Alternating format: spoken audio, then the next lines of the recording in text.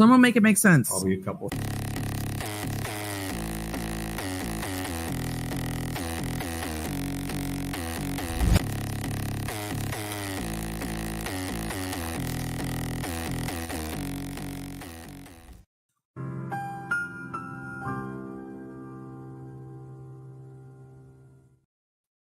Okay, so this was not planned. Basically, what's happening? What is happening? So I have made the attempt for this live stream for quite a few times now. And of course, some of the times it, like StreamYard wouldn't let me go live. And then one time I started out and then my internet cut out after a little bit.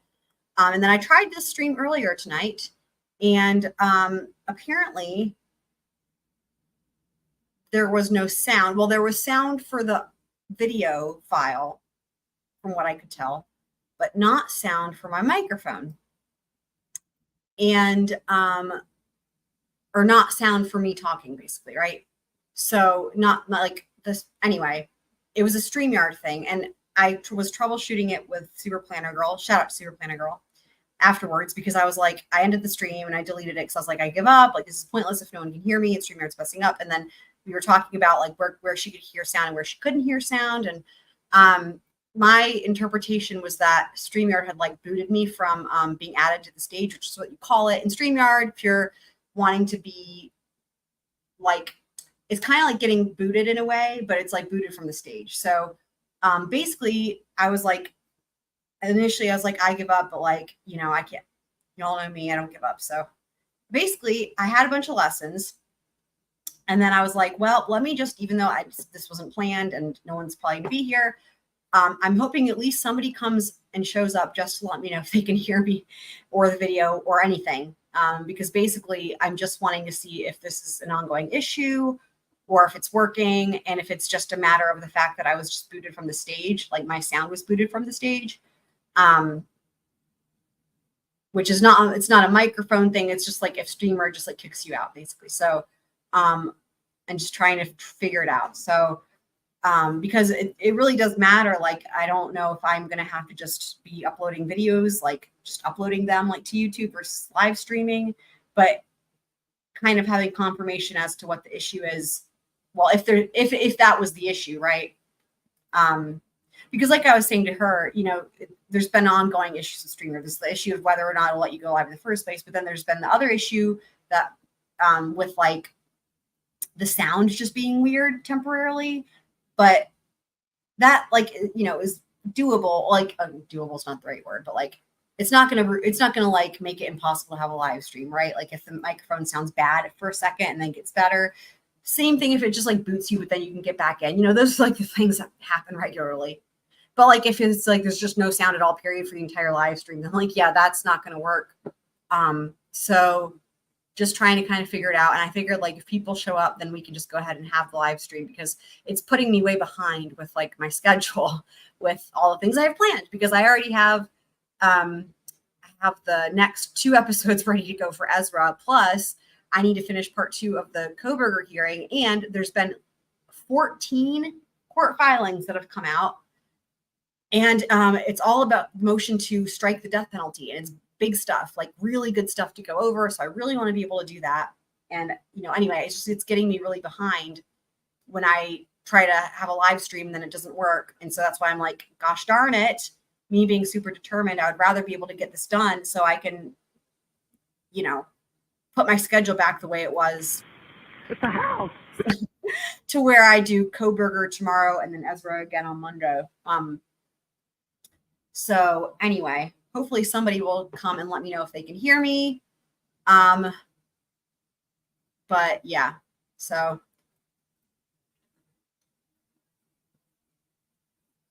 that's basically what's happening. But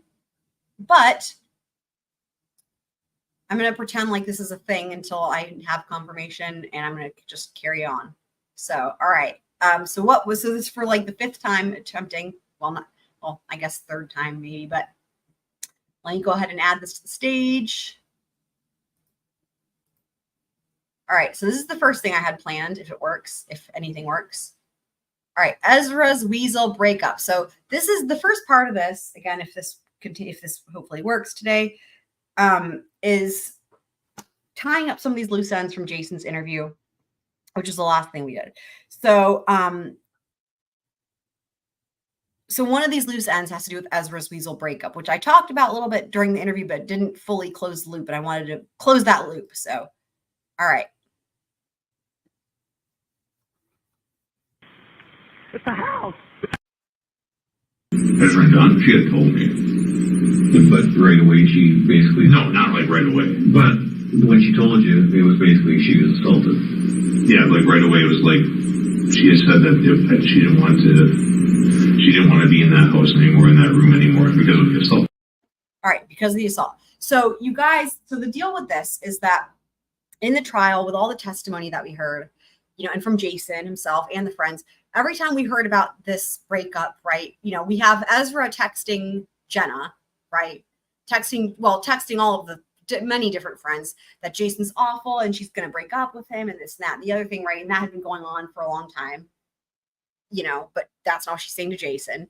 And then on the 4th and the 5th, she's texting Jenna and she's like, you know, I'm going to break up with him. And that's when we hear about the clown makeup and all that. And then Jenna, and then they're talking about how she's going to break up with him in person, right, when he gets back from drill for National Guard. But of course, Ezra doesn't do any of that. Not only does she not talk to him in person, she texts him. But what we kept hearing was that she just texted him and said, I just can't be at the house anymore. And so I was like, huh. I kept thinking to myself, surely that's not all she said, right? Because that doesn't sound like a breakup. Like if you just are like, I can't be at the house anymore, but also isn't it weird to not give a reason, right? And I kept thinking, is there a reason, or did she give a reason at the time and we just don't know it? And so that answer gets clarified here because it explains why Jason was confused, because he didn't really think it was a breakup. It was just she moved out and he was really surprised. And he said that in his testimony. He was like, yeah, we had a conversation, but I didn't think there was a big deal. She was just texting me out of the blue. And she's like, I can't live there anymore. Can't be at the house anymore, whatever. So what's interesting is when he says, let me play the clip again now that we've talked about that.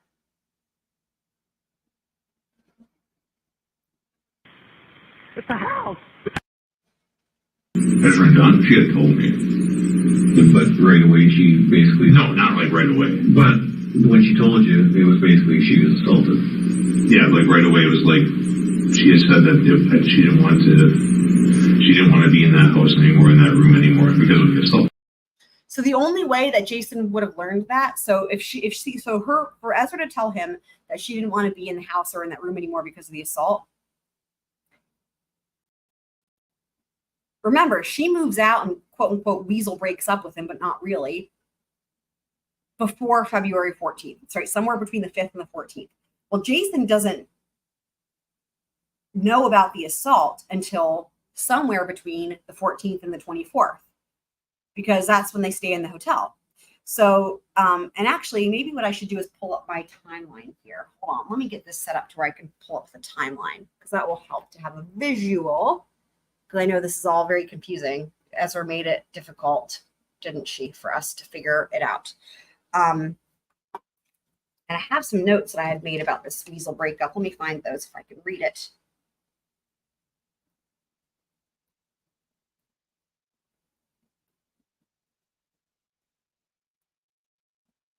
So my whole thing is like, you know, Ezra always wanting to be like people feeling sorry for her and like, you know, like the, you know, like a victim or whatever, right?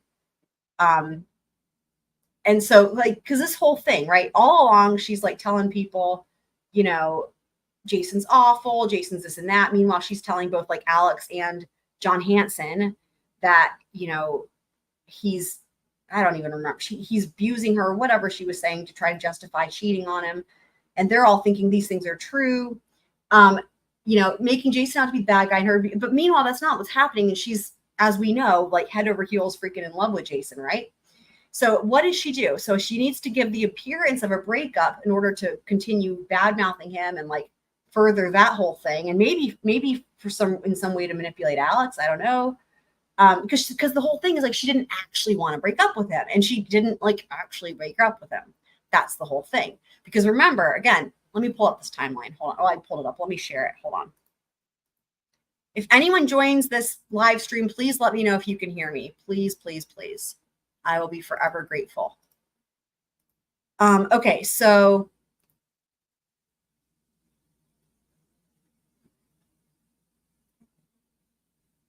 here's the timeline. So Jason's away, right? February 4th through 5th, alleged John Hanson incidents, right? And then she's moved out by the 14th. This blow up at Racy's happens because he's discovered what's been going on. It's somewhere, and see, there's her interview with Officer Vang. So it's somewhere between the 14th and the 24th that she's staying at the hotel with Jason. And so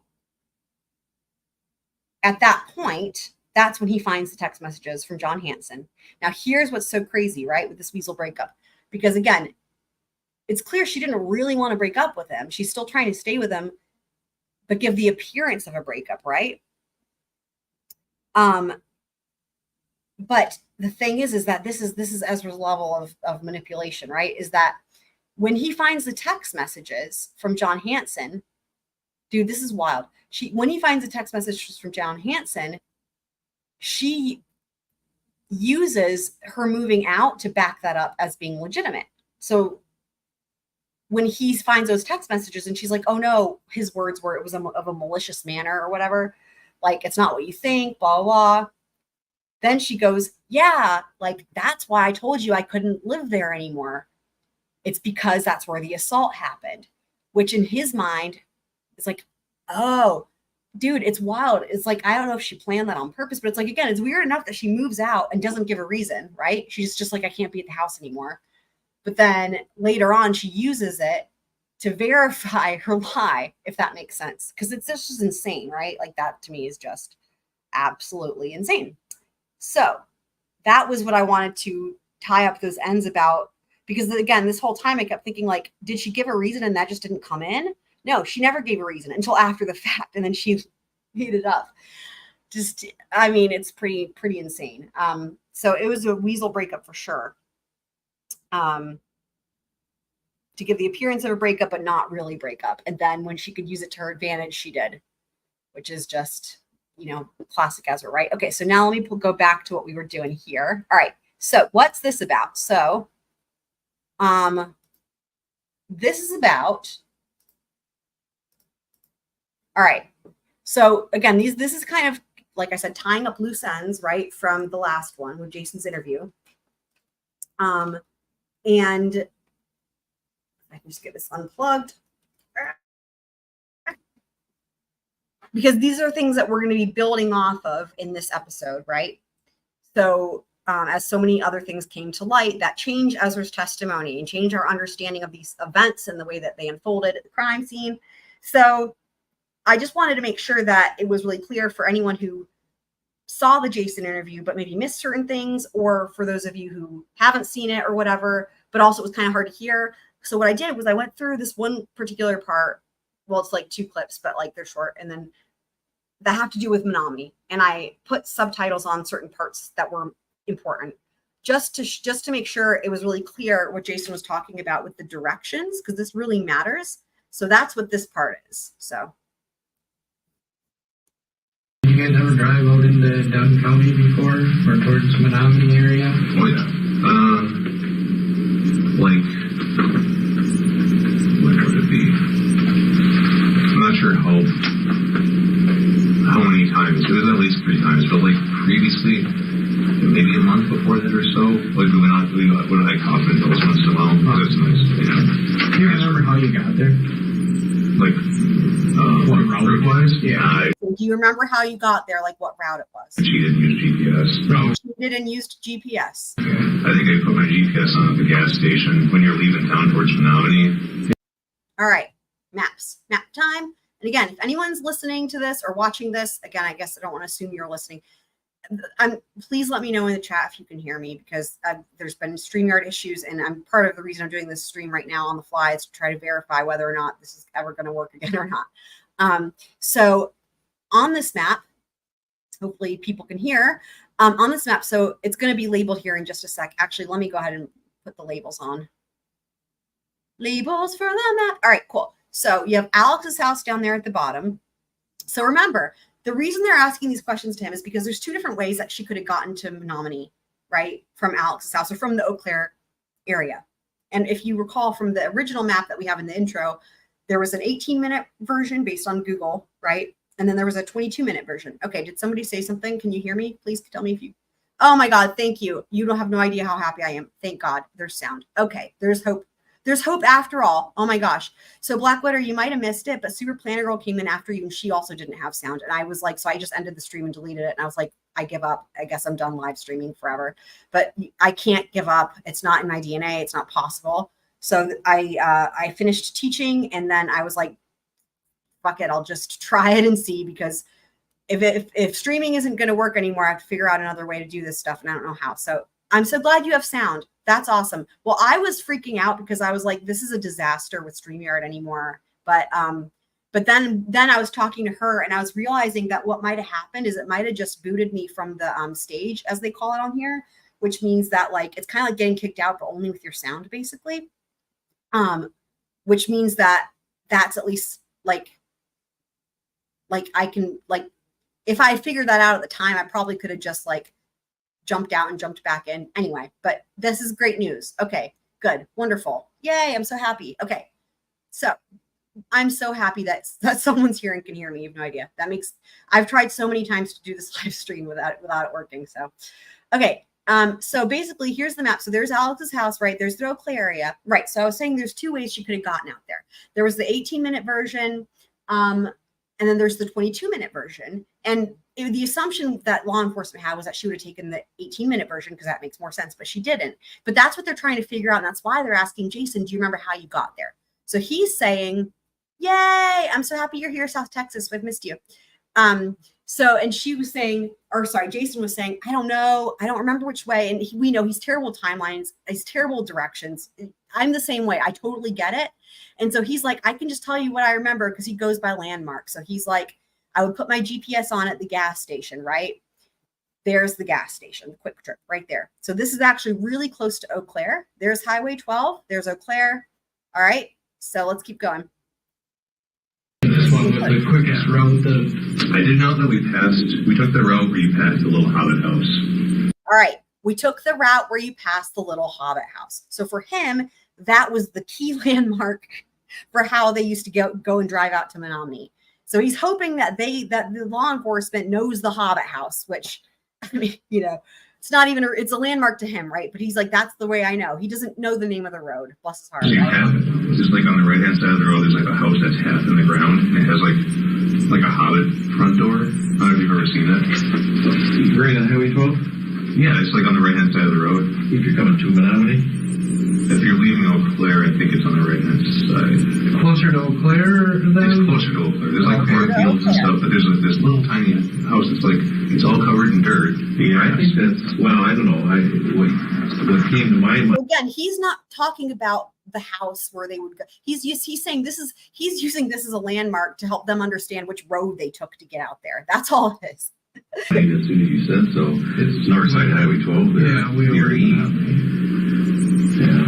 Because when we take that way, you keep going straight, you eventually end up at a church, and you take like a left at the church, and you go around some other windy roads. Oh, yeah, and there's I'm pretty sure we're... All right. So here's the directions for the route that Ezra would take, and this matches Jason's description. So you see there, it says here's the overview of the route. It says take Highway 12, right? Then County Highway EE, and then County Road E to 430th Avenue. 430th Avenue is the road of the farmer's house, okay? So the Hobbit house is on Highway 12. And actually, it's going to zoom in here in a second and label all these for you guys. But there's the directions. So again, he's describing that you leave Eau Claire, right? You take a left onto Highway 12, which is, where is that? Turn left onto it's where it has the rampy thing, and then it says continue. But you can see it there in the map. You can see there's a left there. That's the left, and then that's where the gas station is. And then right after the gas station, somewhere I tried to find it, I couldn't find it, is the Hobbit house, right? And then you keep going. He says windy roads. It is. It goes on for a very long time. Then you take that left onto County Road H and then a right onto County Road E, and County Road E turns into 430th Avenue, which is the Farmers Road. So let's take a look at this. I'm going to label it for you guys here.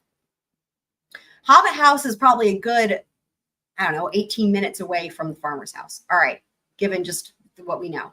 So the Farmer's House, I imagine, is probably around where it says Truax there. If you look at the bottom, or if you cut the screen in half horizontally and look at the bottom half on the right-hand side, I don't know if that helps, where it says Truax, if you guys can see that.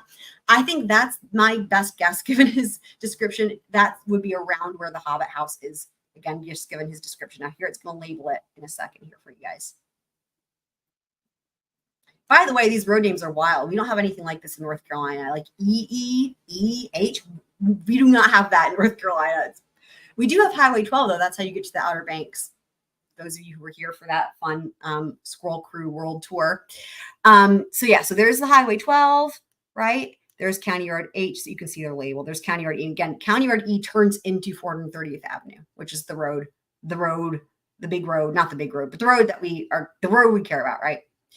Where the farmer lived, so still lives. But if there's a street view on there, that would kind of confirm we're talking the same.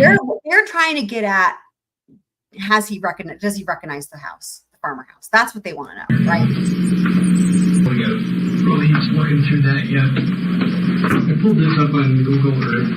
Is that the house that you're talking about? It's not the best image. It's a street view, so it's.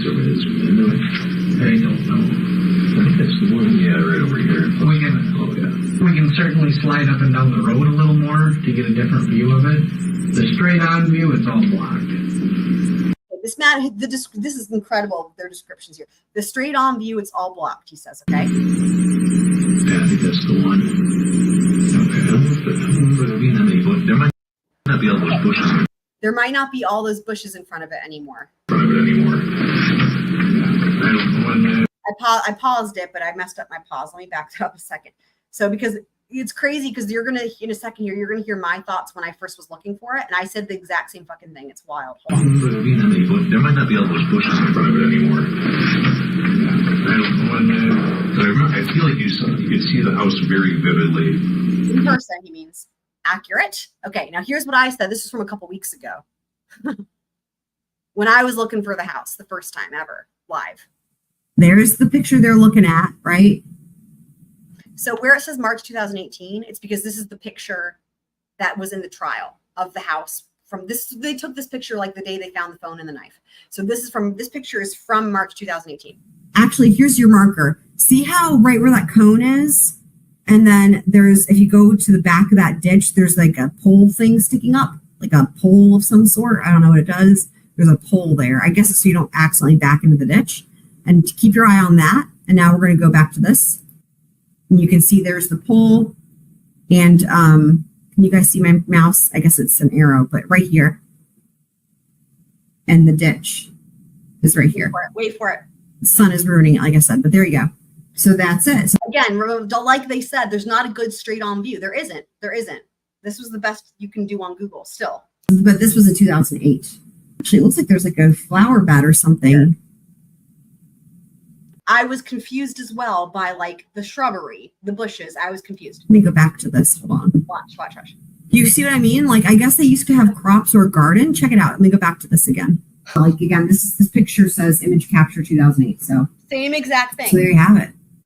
He was also confused because he's like, see, if you're trying to figure out, is this the same thing? You're going to look at that shit, right? And he's like, well, I don't feel like there weren't all those bushes at the time. Wild, right? Yeah, if you get at certain angles to it, you can see it really well, but it's like one of those things, like, I remember whenever I go to the Hoffman Hills, so I like to climb that fire tower every once in a while to see because you can see, like, so far, it's all the colors in August and stuff.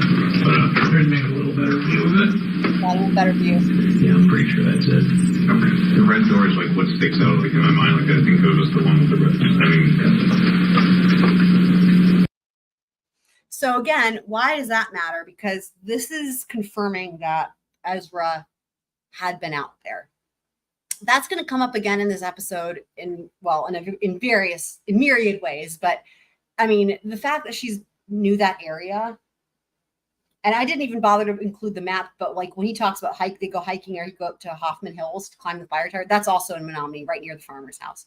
So I didn't like circle that on the map, but yeah, I mean, and then what did he say at the beginning of those clips? Like they'd been out there within a month before the murder.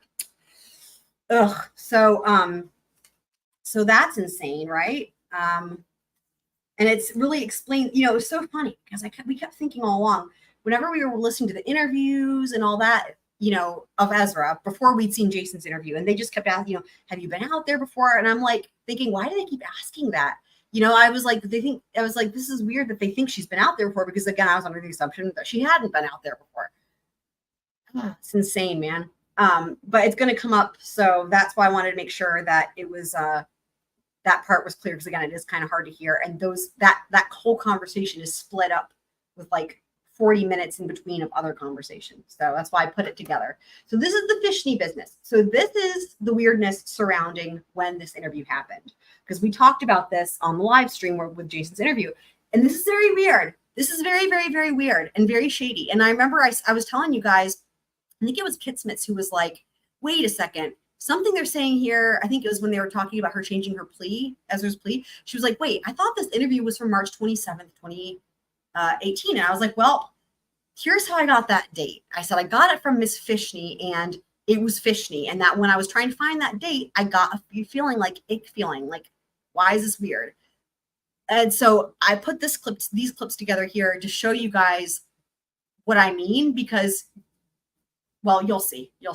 It's weird. I remember talking to Investigator Dykus and Investigator Meyer. Were they the Dunn County sheriffs? Yes. Yeah. Do you remember speaking with them, even if you may not remember their names? I remember speaking with detectives from Dunn County, yes.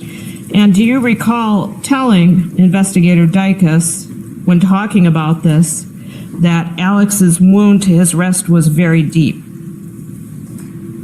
Very deep? Your words, yes. I might have said it was in the marbling or something. I don't recall saying very deep, but. Okay. I'm going to show you what's a transcript that's been prepared of that interview. Okay. All right? You're talking to...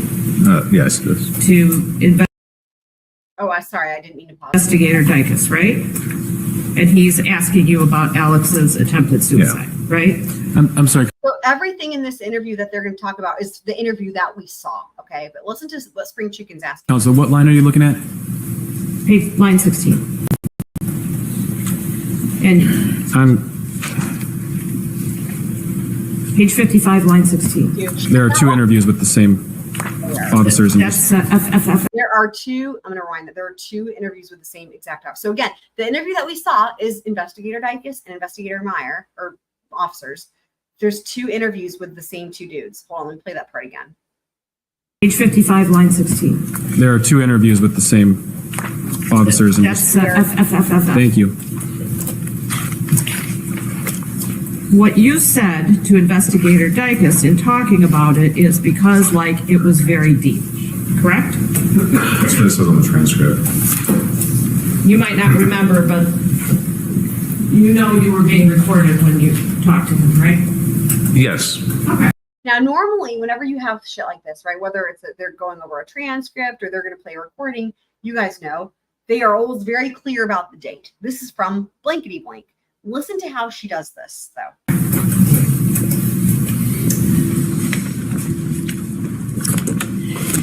And you were aware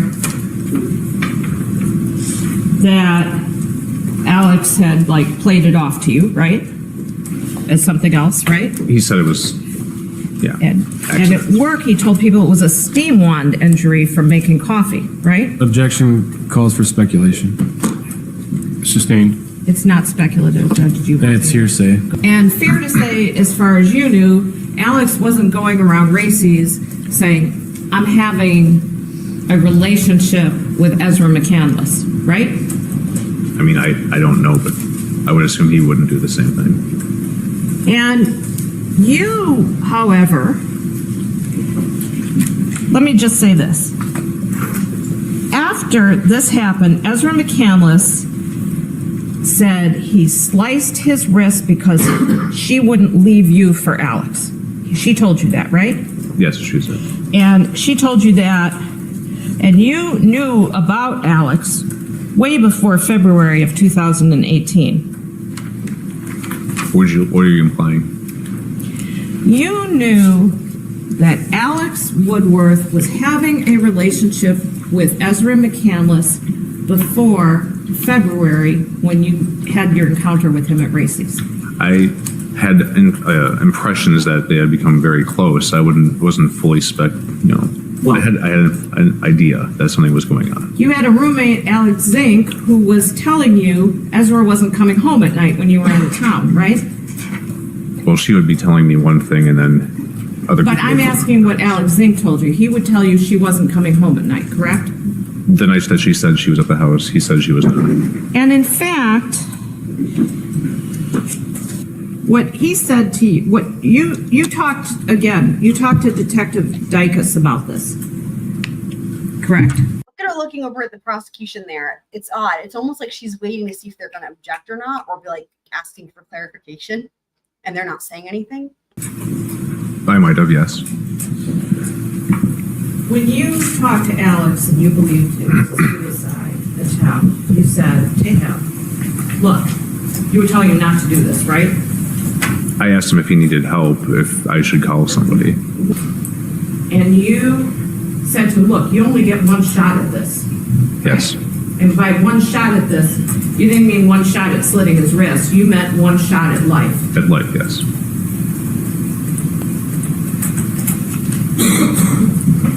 Now, you talked about this with investigators Dykus and Meyer, right? You talked to them a couple of different I times, talked to right? so many law enforcement agents. It's a little but hard yes, for you to remember it's all- exactly. Oh, I'm sorry, I didn't mean this. No, you're fine. It's all like a soup of conversations. Okay, so in the soup of conversation, some of the soup of this conversations you had were shortly after Ezra was in the hospital and Alex Woodworth had been discovered to be deceased, right? Before and after he's discovered, yes. Okay. All right. And you had a conversation with these investigators This is some weasel shit right here, guys. on March 27th, so 5 days after. This is what I'm saying, guys.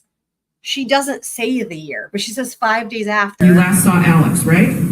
So, I mean, that she's implying the year. Oh, it's some weasel shit. And that's why I was like, well, I'm like, oh, I guess this interview is from March 27th, 2018, right? Like, that's what but she doesn't fucking say the year, man.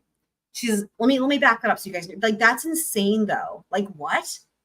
I mean, because the thing is there's plenty in that interview where it's like, this seems like, it actually seems like it's not even March of the following year, based off of a couple different context clues, like how they talk about the holidays and how close it is to trial and stuff. So I don't know. So 5 days after you last saw Alex, right? Oh, I'm sorry. I had a conversation with these investigators on March 27th. So 5 days after you last saw Alex, right? I'm sure I probably did. Okay. So just for the record, this is what the state has provided as GOJW, and we are playing from 16 minutes and 12 seconds to 17 minutes and 6 seconds. This is an interview by investigators Dykus, D-I-C-U-S, and Meyer, M-A-Y-E-R, of Jason Mengel on March 27th. She doesn't even give, but again, it's implied. That's why it's so weaselly. So what do we know? We know that he had more than one interview with the same two law enforcement officers. We know that he has no idea when they were, who he was with. Of course not, right? It's all soup. I don't blame him. He doesn't, and also it's like, why would she be weaseling this in? Why would she be weaseling about the date, right?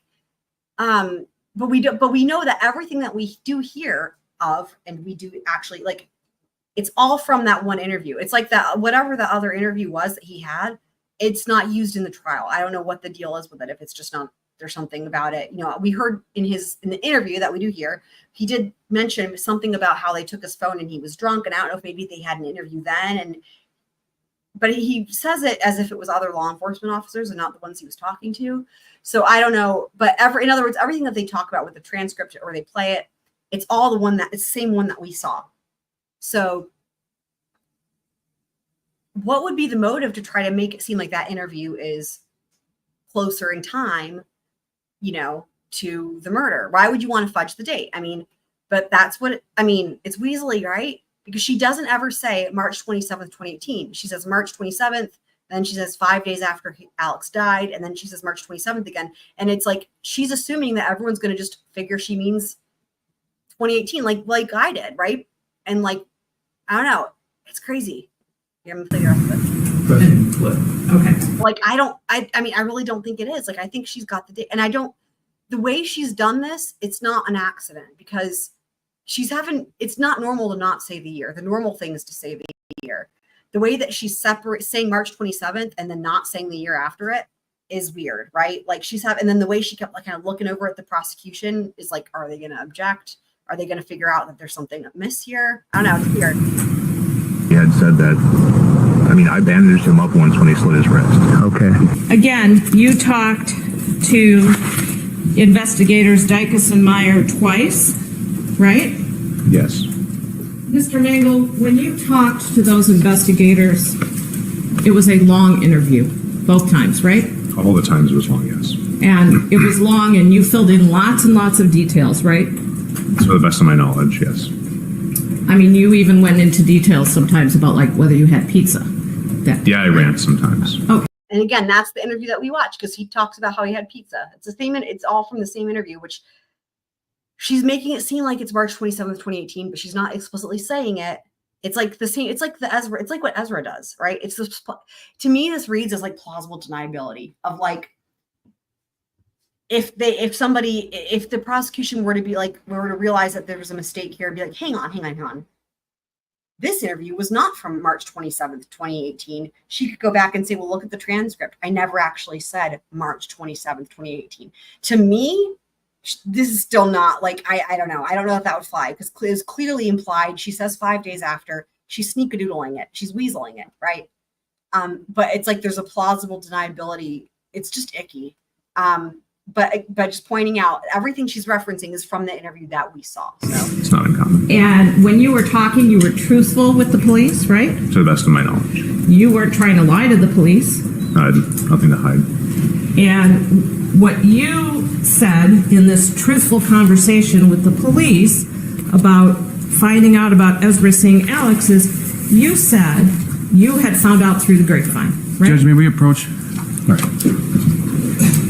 now, unfortunately, they don't approach about the confusion about this interview date. Of your conversation with investigators Dykus and Meyer, right? This was done exclusively the day when I had the conversation with him and Hanson. It's not like this was a regular, I would bum smokes from him to be mean. Okay, well. That's out of context. And what you told investigator Dykus was that you were, part of my language, kind of a dick about bumming the cigarettes, Yeah, right? just this one day. Yeah, I was kind of rude. But I'm talking about the one day. I'm talking about what you said, okay? You were expressing what was in your head, not what you had said to Alex Woodworth, right? Yeah. Like, you're taking things of mine, and I'll just take something of yours, man. Right? Yeah, that's you told that to the police, right? I believe I even stated that to Alexander, but... Oh, okay. And again, all that is from the one that we heard. So, I don't know. So, the next thing that's going to come up in our episode here is this whole thing about Ezra's son. So, remember, another thing we learned in this interview with Jason was that it seems like, you know, potentially Alex was maybe in the closet. Now, it's unclear if Jason heard that from Alex himself or from other people, or if it was only from Ezra, because, you know, that matters, makes a difference. But it seems like that was a thing, right? And he really had a family, according to what Jason learned from, I guess, Ezra, but maybe others. His family was super religious, but that does make sense because of the writings, the themes in his writings where the saints come up a lot, like, for example, St. Augustine. Like, initially when we first this trial whole started, and then we did the episode where we covered his journal entries, I was actually surprised, because I was like, wow, I'm surprised because there's a lot of themes that have to do with religion in here, and he's a philosophy major, and I was surprised by that, and I was like, that's interesting, right? But now it makes sense with the context that his family is super religious, but then potentially maybe he's also like in the closet. But it's interesting because how does that match up with what Ezra claims he says about her lady parts downstairs? So let's go on to the next part. So this is the actual episode here. It's a house.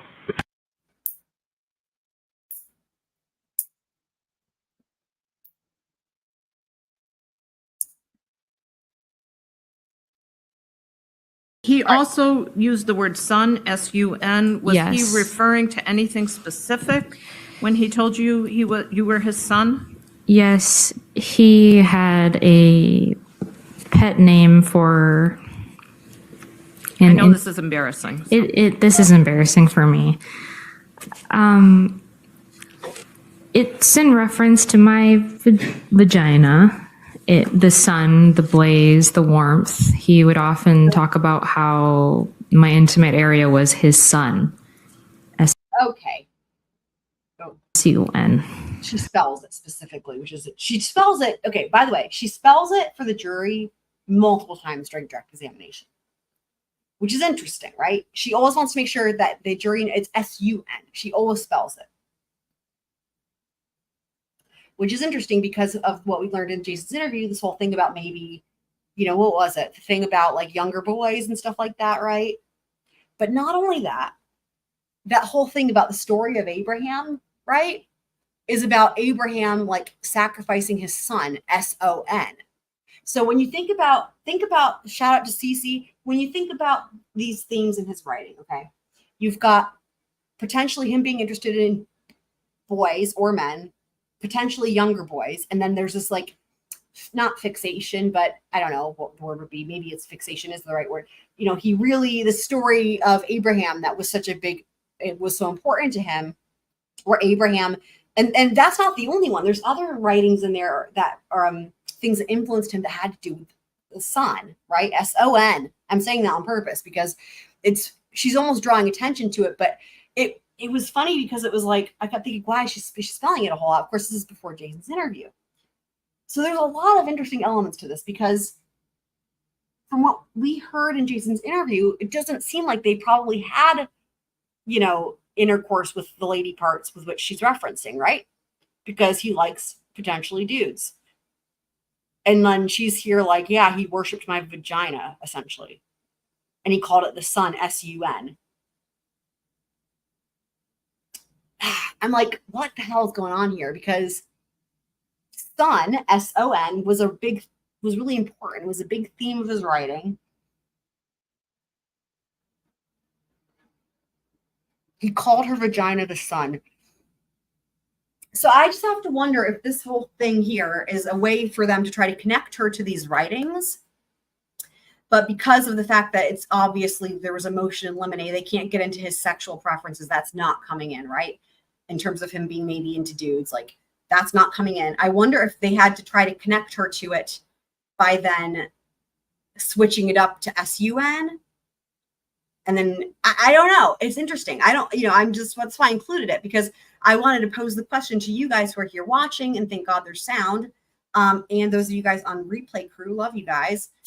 If you guys want, we could take a look back at some of those journal entries and essays and whatnot now that we have a completely different context, and try to figure out what the fuck is going on. We don't have to. It's just I wanted to pose it as an option. Or we could also delve into learning more about these books because there's the Little Prince. There's, that's got themes we didn't realize. Ezra makes it out to seem like it's a children's book when in fact it's like an erotic and maybe like somewhat homosexual situation happening. I did read the synopsis on Wikipedia and I was like, what the fuck are they talking about? But, and then there's also, again, there's like that Kierkegaard book, which I still haven't Googled. And then there's the Abraham story thing where he sacrifices his son. So, and again, even just that idea, the idea of like Abraham sacrificed his son, the one he loved the most, that came up in the opening statements.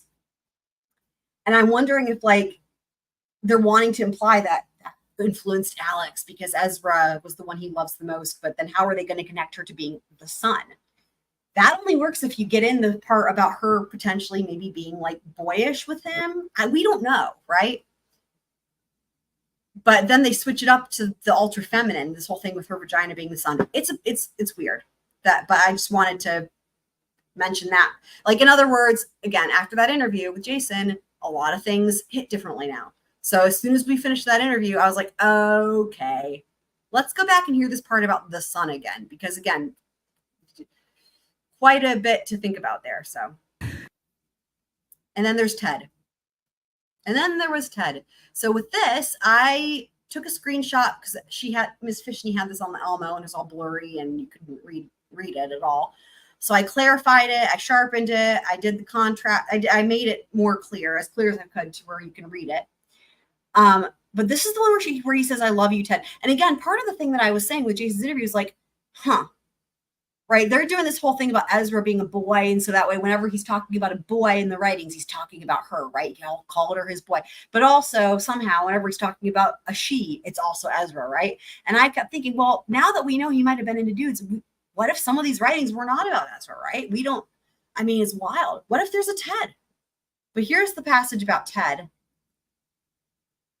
I don't know that it really helps to know who Ted is, but it's interesting. So, there's Ted, not Ed, Ted. Okay.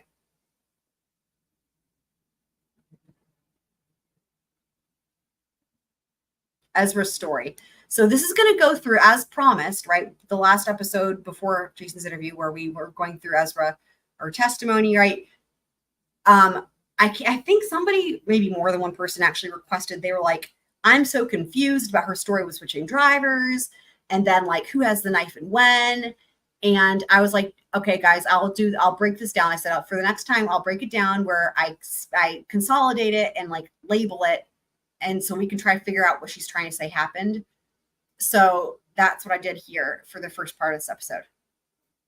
Let me ask, what's the tone of the conversation between you and Alex as you're having this conversation in this room? The tone of our conversation was somber, very solemn between us.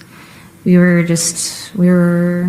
both pretty quiet and soft spoken, and it was just a gentle conversation at that point.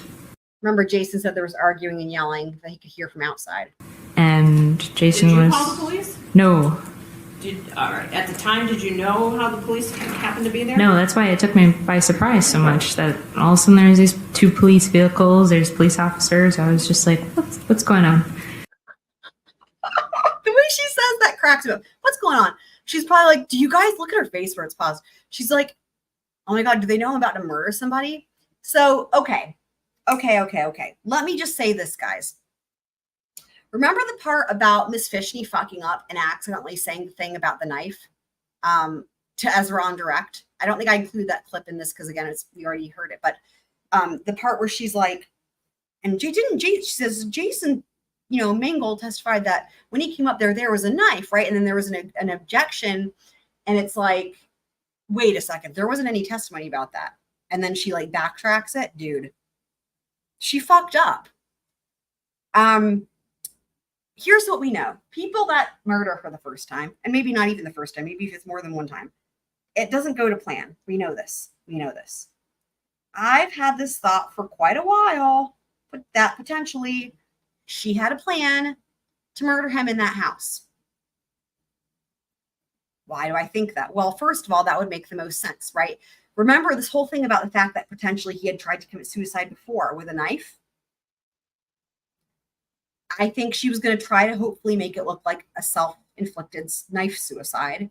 And remember the whole thing with Jason showing up and she goes, just let him help you. I think at that point, she was trying to set it up. This is hold on, let me run my thing. There's enough to support this, but still it is technically squirrely speculation.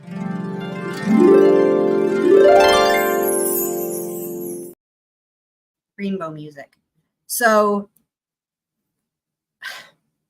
I thought that before we even heard her slip up and say the thing about the knife, right? I've been thinking this I thought this many live streams ago, but basically as soon as we heard the just let him help you thing, I was like, oh, okay.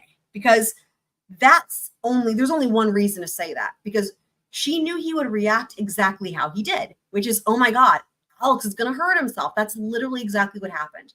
And then he comes up there and he's like, everything was oddly calm. And remember, they had just been arguing or whatever. So I have to wonder if, remember, nothing goes to plan, right? If she was planning on trying to hopefully make it look like a staged, like a self-inflicted situation, right? But then maybe her initial thought was, well, that's great, because then Jason can be the witness, right? But then maybe she thought better of it. I mean, because now she's been interrupted, right? Whenever we go through my Kohberger presentation, or well, I should say suspect in the Idaho killings, it's going to be a similar thing of like, when it doesn't go to plan, at what point do you just give up and say, I'm going to try again the next day, right? When it doesn't go to plan, at what point do you say, fuck it, this is not going to plan, like one thing happened wrong and then another thing, right? So imagine you're Ezra. First, Jason shows up. It's like, okay, maybe I can still work. But then the cops show up. Let's listen to her response again to this, because it's like, holy fuck, man, it's wild. Her response to this is wild. Can you only imagine how she must, first Jason shows up and then the cops, like the universe knows something is wrong. Like, Did you know how the police happened to be there? No, that's why it took me by surprise so much that all of a sudden there's these 2 police vehicles, there's police officers. I was just like, what's going on? After the police. What's going on? Why are you guys trying to interrupt my murder plans, yo? I mean, it's just like, can you imagine though? But it's so insane. It changes it to know that there was a knife in the room, man. Like, that's so insane. And which knife? Because we know there were 3. And then another thing I had mentioned on the Jason live stream that I was going to talk about, and we didn't end up talking about it on that live stream, was this idea of the 3 knives.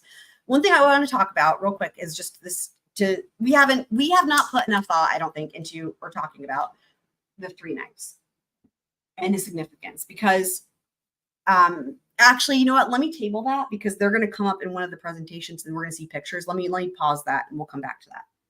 But I can still say, we don't know which knife it was that was potentially in that room, but there were 3. She had 3 options, right? Yeah.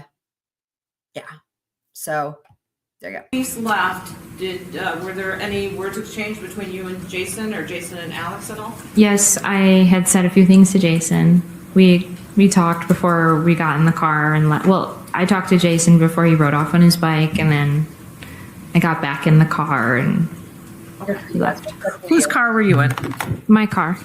All right, here's all the shenanigans with switching drivers. Are you guys ready though? Because for those of you who didn't see, well, again, I had attempted this before, but then my internet went out. Get ready to be fucking shocked. I would imagine here in a second. Who was driving? I was driving. When you left Alex's car, did you go to drive Alex's car, excuse me, your car, Alex's Yes. house? This is Sorry, a I'm mess. talking too fast. Did you go to drive anywhere in particular? No. What was your intent? So she, dude, all of her plans are shot to shit now. And now, she knows that Jason's waiting to make sure that they leave. And he's trusting that they're going to go somewhere public. But he says in the police interview, can you guys follow them? And they're like, sorry, we can't just follow people without reason. They're adults, blah, blah. And he's like, yeah, okay, I guess you're right. Anyway, but Jason so her plans were shot to shit, right? At this juncture. Anyway. It was brief. So I'll read the text says, I know I'm sorry to see. It was hard. I couldn't find a font that would work all the way through this entire scene. It says Ezra is driving. I'll make sure to read it as well, but it says Ezra's driving. We discussed about maybe possibly going to a park or just somewhere in common to speak. We didn't settle on something. As you were driving, were you paying much attention to where you were going? No. What did you do as a result of that anxiety? As a result of my anxiety, I asked him if it'd be all right if he could drive for a while. How did he respond? He said, yes, yeah, I can drive. It's fine. So what happened after So not, I just, none of this. Okay. he told you he could drive? After we briefly parked, we switched drivers and he started to drive me. So that says, this is, so step 2, driver switch number 1. At unknown location, Alex is now driving. So remember, Ezra starts out driving, and now we have driver switch number 1. At unknown location, Alex is now driving. Do you know where you were at that particular point? No. This is according to When Ezra. he was driving at that point, did the conversation continue? Yes. Were you paying attention at all to where he was going? No, I was trying to focus on what he was saying. As that conversation continued, was there at some point that Alex stopped the car? Yes. Do you know where that was? It was just some road. He just stopped. When he stopped the Ezra. car, what happened? When he stopped the car, when he stopped the car, he just, we sat there for a moment and a car passed us. Not much happened other than he started to pull into what seemed like a driveway. All right, step 3, quote, not much happens. Alex pulls onto the dirt road. So the car just stops there blocking traffic for literally no reason, according to her. She could have even lied and made something else up that would have done better. I don't even care what. Not much happened. Like, she could have said Alex is trying to find his cigarettes and a lighter or something. I don't know, right? Because we know that there was cigarette butts found. I don't know. Not much happens. I mean, okay. And was this, okay, just to clarify, where he initially pulled the car over, was it on the muddy road or was it on a paved road? It was on a paved road, turning into the muddy road. It's the best way to describe it. All right, but Well, at it's not turning into it. It's perpendicular. that point, had he completely gone onto the muddy road yet? No. At what point, though? You said nothing happens. You're referencing a non-existent point. After he decided to start driving again, Yes. what did he do? He started driving, he proceeded to drive up the muddy road, and that's when we started to get stuck. First of all, you've seen the pictures with the gate at the muddy road. Was the Yes. gate open or closed? It was open. All right. So when you say he got stuck or started to get stuck, what do you mean? As we started to drive up this muddy road, it's kind of at an incline. We got stuck in the mud the first time. All right. Are you guys ready for this? So I went back to the drone footage. I zoomed in and I slowed it down and I muted it because there's no talking. It's just the sound of the microphones buzzing in the courtroom. Are you guys ready for, to me, this was like a bombshell where I was like, I might need to be like hospitalized. Like, I thought I was going to faint. Like, this is insane. Coming up in a couple seconds or a couple minutes probably. So, okay. So this is the hill that she's talking about, the hill. Okay. And this is the hill we've heard about. We've heard about the hill because the hill blocked the visibility of the car from the road. This is the hill. This is the very beginning of the drone footage from the 24th when it was daylight. I slowed it way down so you can really see.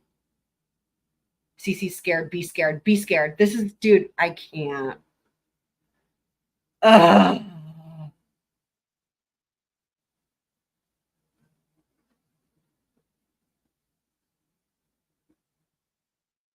I'm scared. And I already Was there conversation about why he was driving up the muddy road? No. Well, it was just kind of, this seems like a nice place to stop, I guess. Yeah, Ezra seems like a really nice place. Beautiful. First of all, so she says no. Then she walks that back. Well, this seems like a nice place to stop. Who would ever think that looks like a nice place to stop? However, as we know, there's usually truth in the Weasel lies, right? And when I went back after we saw Jason's interview again, this stuff sits differently. I thought to myself, you know what? We had talked so much about like Ezra being in the driver's seat, right? At this point. And how would she have convinced him to go down that dirt road? We kept saying, how the hell would you convince somebody? It looks like murder road, right? Now that we know she's been there before, it makes sense that there's some truth to this, but the other way around, in that she might have said to Alex, oh, I've been here before. This is a really romantic spot. Or I've been here before. This is whatever. She could have made whatever up. But I'm wondering if that's how she was able to have him not get out of the car and run for his life at the sign of that road, murder road. When he got the car stuck, what happened? When he got the car stuck in the road, I said, I can take over. I think I can pull it out of the mud. So we then again switched drivers. All right. So on the screen, it says driver switch number 2. Ezra is now driving. Now, what is with all this shenanigans? So here's the thing. Here's the challenge. You guys have to keep this in mind. I have to keep this in mind as well, right? This entire fucking story from Ezra, her defense looked at the evidence. This is, I mean, okay, I will say they did their job and then maybe then some, and then they maybe went a little bit far, but we'll talk about that in terms of the ethical responsibilities that attorneys have to not elicit false testimony. But it's clear to me they never asked her what happened. It's clear to me that they looked at the evidence and came up with a way to kind of explain it or get around it, kind of. And they like gave her the story. I mean, that really, so, and there's certain examples where I have that weaved into or woven into this episode where there's clips you'll see. But what's the deal with all this driver switching? Because it's a hard to believe, I would say, strains credulity, as they say. So as they know it, like there's no way they can get around Ezra driving when they leave the house because she was seen by Alex. She was seen, or not Alex. Alex, but she was seen by Jason. She was seen by law enforcement. She's seen on the body cam video that she's the one driving when they leave, right? Now they have to put Alex in the driver's seat when they go down that dirt road. Why?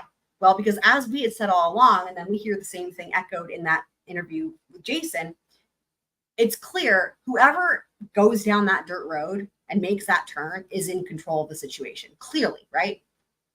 So they have to put Alex in the driver's seat there. But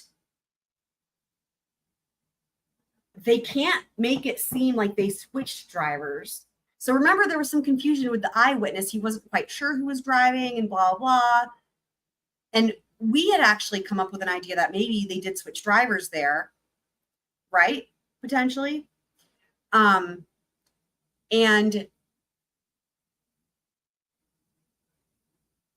so, but the idea is that even if Ezra, let's say that if you're the defense attorneys and you're like, okay, Ezra's driving from the house, but let's say that they switch drivers at the dirt road when the car is stopped. The problem that they have with that one is that that still means that she was in control to get them all the way there, right? To get them to the dirt road, as if it was her idea. She wanted to go there. She'd been there before. So they have to make it seem like they switched drivers at some ambiguous, unknown location in between. So that puts Ezra in the driver's seat leaving Alex's house, and that puts Alex in the driver's seat getting to the dirt road and going onto the dirt road. But there's a whole lot of switching going on with these drivers.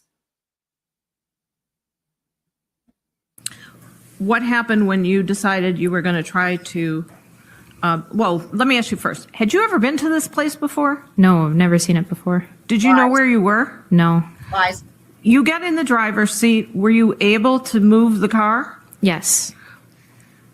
Were you able to do that without the assistance of any objects? Yes. Okay. And once you were able to move the car, where was Alex sitting when you did that? Or where was Alex? I'm sorry. That's what I meant to ask. Alex was in the passenger seat with me. When you were able to move the car, what did you do? I was able to move the car because I maneuvered it onto what seemed to be grass, so it wasn't muddy. It seemed like the frost hadn't given out yet. Do not know what grass is, Ezra. All right. Here we go. Here we go. Here we go. Here we go. Here we go. Here we go. Go, go. Okay. You guys ready? Be ready, Cece. Get a blanket or a pillow. Okay. So here's the first bit of the tire tracks. All right. It's going to slow down, I think, here. Okay. I'll pause it as well. All right. So there's the first set of tire tracks. It's not what I kind of expected given the story, where it's like a gradual, like you see there's like a sharp turn and then there's like an S shape, right? Like you see what I mean? It's more angular in like a jerky, like a, how to say it? I don't know, almost like trying to do donuts type of thing, right? If that makes sense. You know, guys know what I mean? Like take a look. Okay, but you can see this tire tracks, okay? Now remember, this is from the next day after the car is gone because they had more daylight. We're gonna see both flights, don't worry, from the day of with the car but this one you can see better, obviously, but that's why we're watching that one here, because we know where the car was found, right? This is for the tire tracks. So take a look. So there they are. You can see them very clearly. Those are the tire tracks. This is take 2. Okay. Because it was a bit slower that second time. Okay. So you can really see the tire tracks. Now wait for it, guys. Wait for it. Are you ready? So I proceeded to drive up this hill of sorts, and then I got stuck in the mud. All right. She proceeded to drive up a hill. What hill? Where is the hill? Show me the hill. Where's the second hill? We already had one hill. Where's the second hill? Okay, but there's worse. That was the first thing. I was like, wait, she fucked that up. But it gets worse. It gets worse. It gets worse. Okay, so that's about where the car was, as y'all know, but wait for it. Wait. Do you see what I see?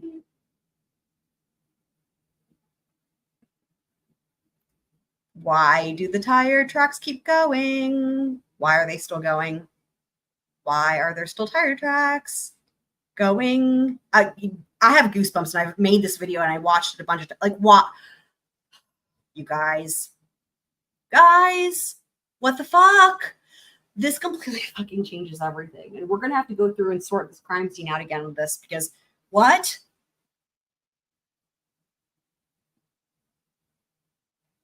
Because the only explanation in this case with those tire tracks going all the way on down yonder is she would have had to go straight and then back it up, or she would have had to do like a 3-point turn. But what the fuck is she doing? What is happening? What literally is happening?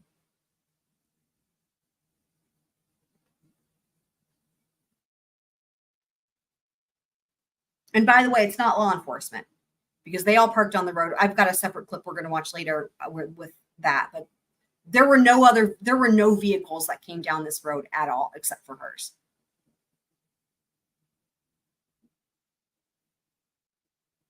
So again, I slowed all this way down. This is just why? It just completely changes everything. That green thing was from the drone. So now here's an overhead. Obviously, you can really see a good view with this. And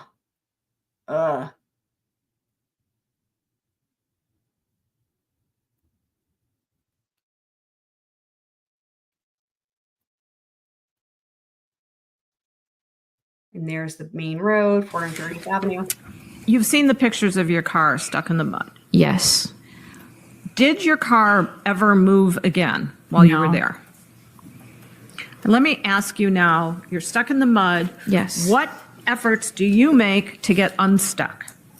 Well, I tried your typical backing up a little bit, moving forward, maybe turning the wheel this way, turning the wheel that way a little bit, but... You mean you turn the wheel to right and to left? Yes, okay. To see if anything would help get this out of the mud, but it just, the tires at one point just started spinning. There was no use. Did Alex get out and try to help push at all? No. And okay, did you try to use any objects to get yourself unstuck? I looked for some in my car, yes, after we stopped. Okay, first of all, did you look for things in the inside of your car? Yes. What did you look for in the inside of your car? I was hoping there would be a brick in my car, a board. You're going to try to hit him over the head with a brick, Ezra? Anything I can use to wedge under maybe one of the tires to gain some traction. Did you find anything you could do that with? No. Did you look in the trunk of your car? Yes. All right, we got a two-parter coming up here with this next part. What did you look for in the trunk of your car? I looked for the same thing, but there wasn't anything that I wanted to have to stick under my tire and see it break or get ruined. Was there something specific in your trunk you didn't want to get ruined? My tent. Wait for it, guys. You know what I realized? State Exhibit number 133 is a photograph of the contents removed from the trunk of the vehicle. There's no fucking tent. What the fuck is happening? What the fuck? How do when we missed that the first time? This is why you have to go through. We missed that. How did none of us catch that? There's no tent. All of the contents of her car are in evidence, and we've seen countless pictures of them ad nauseum. There's no tent. Where's the tent? What the fuck? What the and fuck? A folding knife that was found in the pocket of this jacket. There's no tent. Exhibit 134. Okay, here's the knife. State exhibit number 134 is a photograph of a serrated knife that was found inside of this cactus print bag that was inside of the trunk of the vehicle. Exhibit 135. State exhibit 135 is a photograph of the folding knife found in the brown jacket and was marked as number 36. State exhibit number 433. Now, these are all the things from the back seat. Now, here's the thing about the deer claw / deer horns, right? Whether that, we still don't know whether that originated from her car or if it was already there or what, right? But either way, you know, she's like, oh, I need a brick. Oh, well, you're about as dumb as a brick. But anyway, if you're in an emergency situation where you're like, I can't afford AAA and I'm stranded, you could have used the deer claw / deer horns. You could have even used one of your CDs. You could have used the gloves. You could have scooped the mud away. Like, dude, she had enough shit in her car. Anyway, it's pointless, right? There's even a plastic bag. Okay. Is a photograph of the contents that were removed from that rear compartment of Look at that visor. You could scoop mud with that visor. the vehicle. And there's the back of the car, all the shit in the back of the car. I mean, anyway. And did at some point you take a blanket out? I love Yes, this. I took a blanket out when I was looking in the back of my car, kind of in the back footwells, in the seat area. I set it on the ground near the open door. I wasn't too concerned that it was on the ground. All right. So when we watched this direct the first time, there were a couple people. I was with the tent part, right? I was laughing. I was like, a tent? How would that help you? Of course, I wasn't even noticing that there is no tent in evidence, but whatever.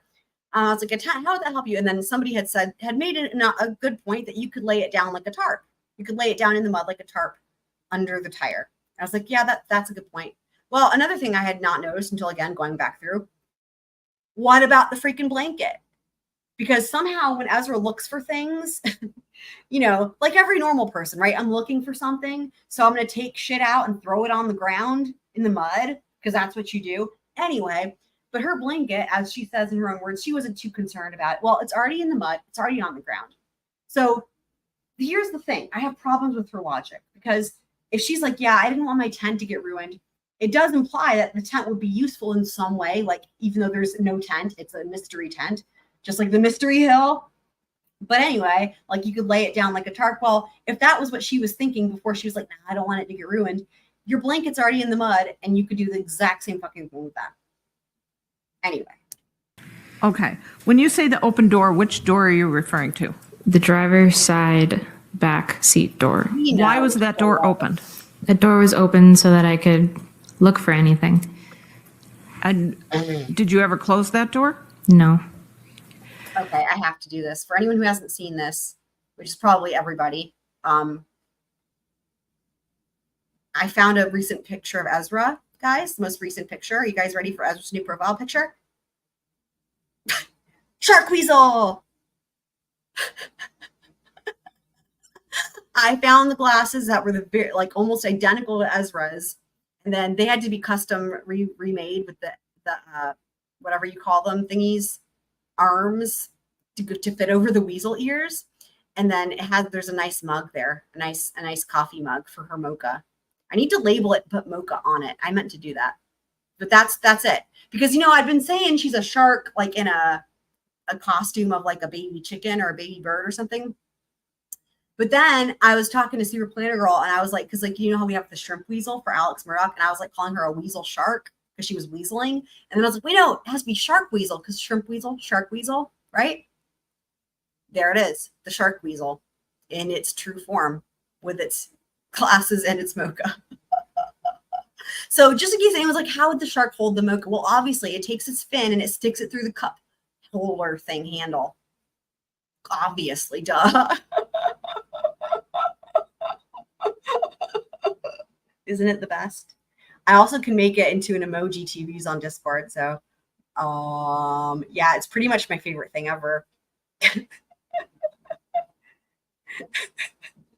Just as there's most recent picture. Look at the glasses, though, for real. Look at the glasses. Look at the glasses. I mean, right? They even have the two little sequin-y thingies or whatever you call them. What do you call that? The two little, what do you call those things? You know, sparkle doodles. Rhinestones, maybe. They even have the two on each side. Same. Now, her lenses are a little bit closer together, but I had to find ones. Remember, these are custom to fit the Sharkweasel specifically. Custom glasses. I love it so much. It's my favorite thing. Oh, thank you. That's a good point. Yeah, the color of the hair. Yep. I have not learned yet how to blend. Like, I couldn't figure out how to blend the two where the neck joint is. Couldn't figure out how to do that. One of the maybe that'll be my next task, is trying to figure. I did try. I couldn't see anything that would let me do that, but I'm sure it exists. Although I don't hate it like this anyway. But yeah, the fur is a good choice.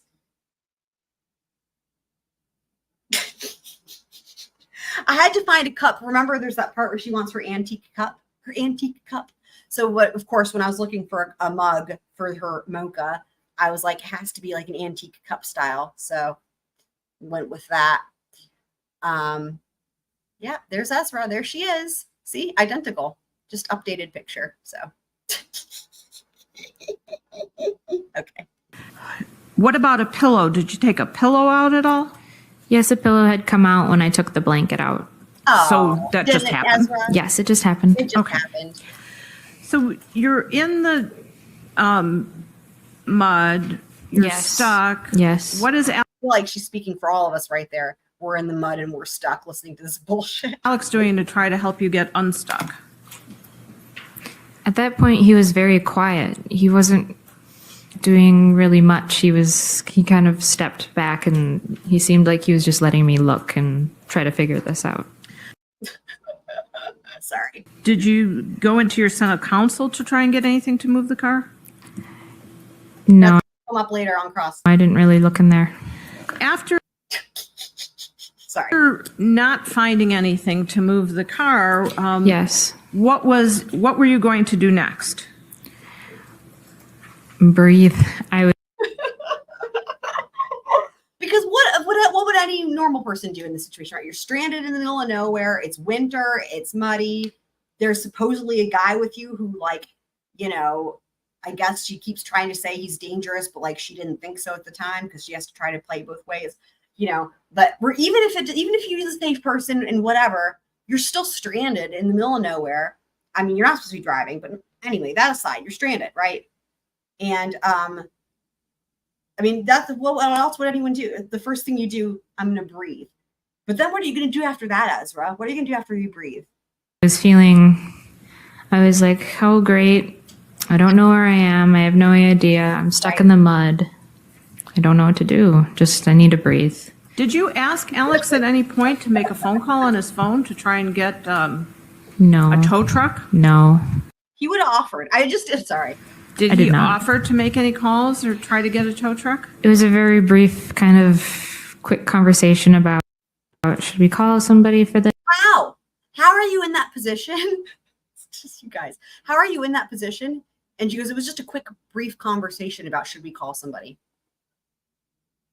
What? It's like the house being on fire, and it's like, should we do something about this? No, it's okay. All right, cool. Yeah, let's just chill. Let's just hang out and let it. I mean, what? This, and I was like, I can handle it, I think. So no, we did not make a phone call. All right, you could handle it, but you hadn't been able to move the car. What are you thinking when you're saying I can handle this? What I'm thinking is I don't want to get my car towed because of how expensive it is.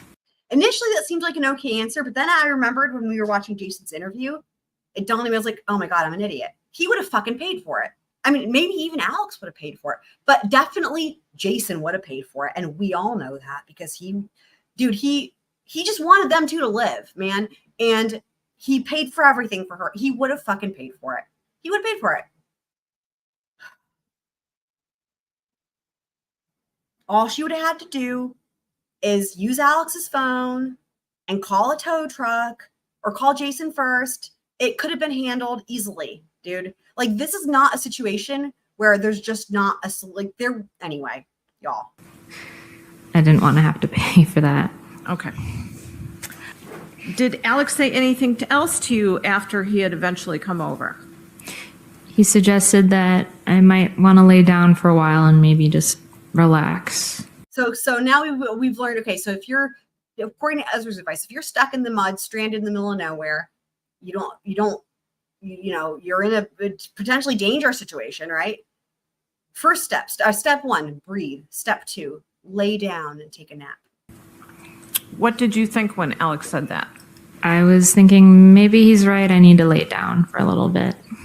So it's like, we live here now. We live here now. Yep, that's it. We just live here now. Okay, we're cool. We live here now in the mud. Did he do anything with respect to your glasses? Yes, he started to do things slowly and methodically. He first removed my glasses. When your glasses are off, can you see?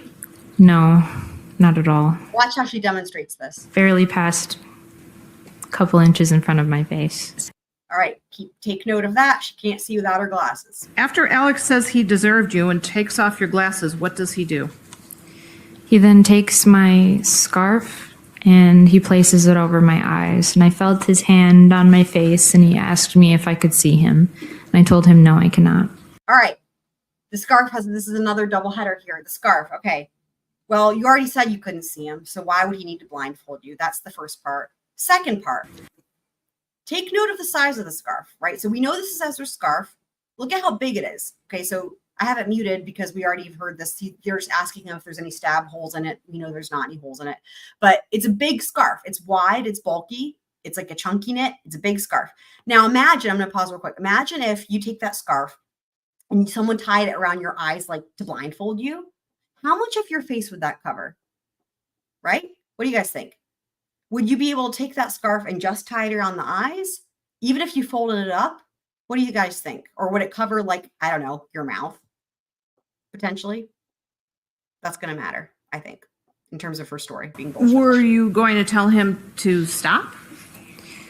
I hadn't really voiced much until after he had kissed me. How did he kiss you, yarn mouth? A mouthful of yarn, yes. After I felt my sweater start to give away, I took off the scarf and I could see that he was cutting my sweater. Were you able to? So by the way, with this whole story with the knife, what we're hearing now, okay, this is the story with the knife and the stabby stab. Between all the questions about like what happens with the knife and stuff, there's about 5 or 10 minutes of discussion about her feelings, which is why it was hard to follow. Of course, they did that on purpose, the attorney, right? Miss Fishny did that on purpose of like, what happened next? And then she would say something. And then she's like, and how are you feeling at this time? My anxiety. And then she would just say the same thing over and over every time. My anxiety was at an all-time high. I mean, and it just goes on and on. So I deleted that so that we could try to follow her story, right?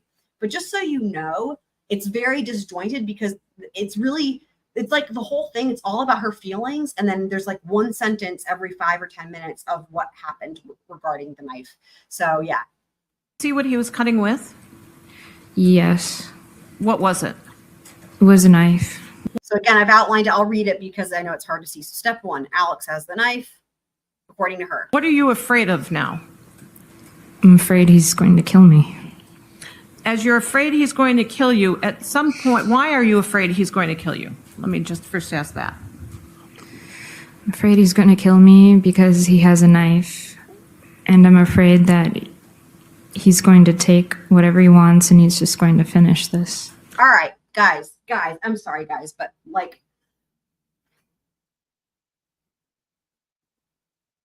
how many times in cases have you ever heard of where there's a case where somebody wants to commit a sexual assault and there's a knife involved and they're going to kill the person? How many times have you ever heard of it where the person's not sexually assaulted, they don't actually have sex with them, but they kill them first? Like, what would happen typically is they're sexually assaulted and then they're killed, right? The point is to kill. The point that she's okay. The way she described, take what he wants and then, you know, blah, blah. Like, what she's describing is what normally would happen, where they sexually assault somebody and then to try to prevent them from being able to tell anybody, right? They kill the person after they sexually assault them. But when does it ever happen where they aren't sexually assaulted and then they're killed? Now, that would be the case if it's just a murder, right? But not in what she's saying. This whole thing about taking what he wanted, it's all implying this sexual assault. You don't kill the person or almost kill the person or start stabbing the person to kill them with the intent to kill them without having, you know what I mean? It doesn't make sense. Do you do something else then to try to resist him? Yes, my hand, Go ahead, I was my just leg asking again. is between his knees at that point, gripping the seat. I decided then to knee him in the groin. So this is because they have to explain how she gets the knife, right? They have to explain how she gets the knife with him having it first. Again, just like, remember what I said before, her attorneys looked at the evidence and they're like, how can we explain all of this bullshit? So, because remember, if she grabs the knife with her hand, she's going to have all those terrible defensive wounds that she doesn't have. And that, you know, actually was her story to the police initially. So she didn't know anything, but it changed once she saw the pictures, as we'll hear about it in Cross. But she has to come up with the story. And remember, all of this again is crazy that we learned so much from Jason's interview. One of the things we learned was he just says candidly, it's not like they had a defense strategy yet. He wouldn't have known anyway. But he's like, yeah, I mean, he just offers it up. He's like, yeah, I don't know how she doesn't know anything about self-defense. She wouldn't know the first thing to do to defend herself, he says. So all that story, they've fluffed this up ahead of time for her testimony. They've fluffed this up with this story about her dad teaching her self-defense and all that. It's all bullshit.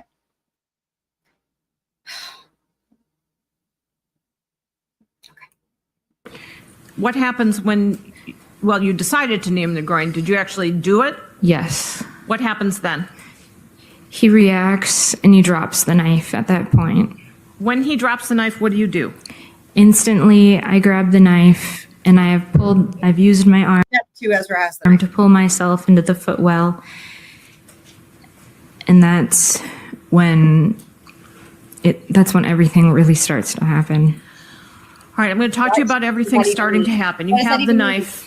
Yes. What are you doing with the knife? At this point, I have the knife.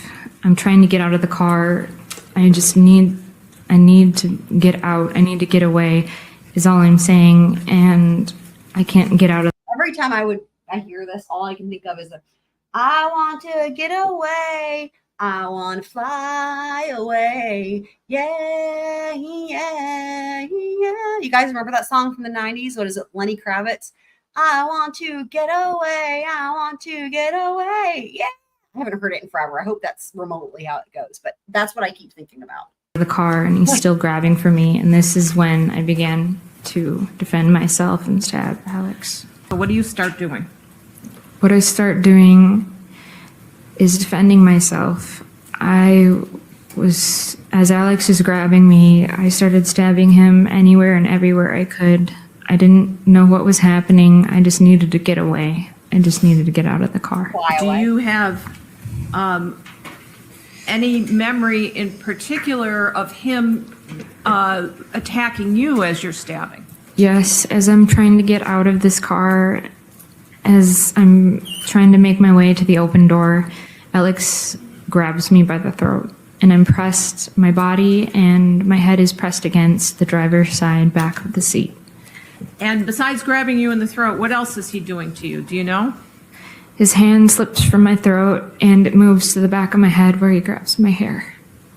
What happens? Almost gets emotional about that part, which is funny, right? But that to me is like, yep, that makes sense, right? The thought of her hair coming out would make her maybe almost kind of emotional. But When he grabs your hair, do you remember?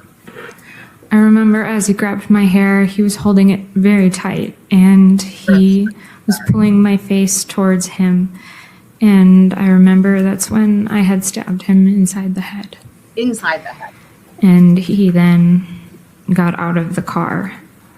All right, so he gets out of the car. She still has the knife. Then what? At some point, do you get out of the car? Yes. And where is Alex at that point in time? Alex is standing up near what was the green trailer. Did Alex say something to you as he's standing up there? Yes. I was confused. I didn't. Well, I just want you to tell us What he said to me, what I heard him say to me was that he needed help to go to the bathroom. Yes, I'll play this again. And actually, this ends up coming up in the next episode. This will come up again with one of the experts. And it's again, it's too. They've done too much of making this really calculated in terms of like trying to explain everything because it's icky. It's icky. There's an icky thing with all this. But yeah, I'll play it. Alex is standing up near what was the green trailer. Back it up a little bit further here. And I remember that's when I had stabbed him inside the head. Inside. And he then got out of the car. At some point, do you get out of the car? Yes. And where is Alex at that point in time? Alex is standing up near what was the green trailer. Did Alex say something to you as he's standing up there? Yes. I was confused. I didn't. Well, I just want you to tell us what he said to me, what I heard. That is interesting because that's the first time, that's the only time I think in her direct examination that happens where, and I'll back it up again, where that happens where she starts to answer it incorrectly and her attorney directs her, leads her, corrects her, stops her. But she was going to give a different answer. This is so icky. Ugh. And I remember that's when I had stabbed him inside the head. And he then got out of the car. At some point, do you get out of the car? Yes. And where is Alex at that point in time? Alex is standing up near what was the green trailer. Did Alex say something to you as he's standing up there? Yes. I was confused. I didn't.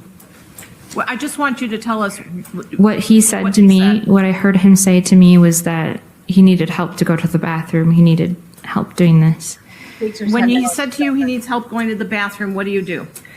I instantly just wanted to help him. So she brings a knife with her. That's the next part. She brings a knife with her. She doesn't leave the knife in the car. I got out of the car and I approached him. Incredible. So you go by him, you're going to help him. Yes.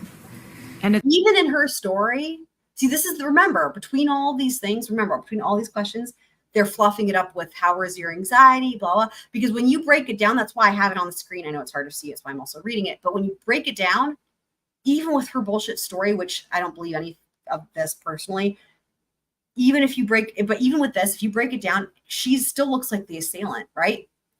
Alex has the knife, according to her initially, but then Ezra has the knife.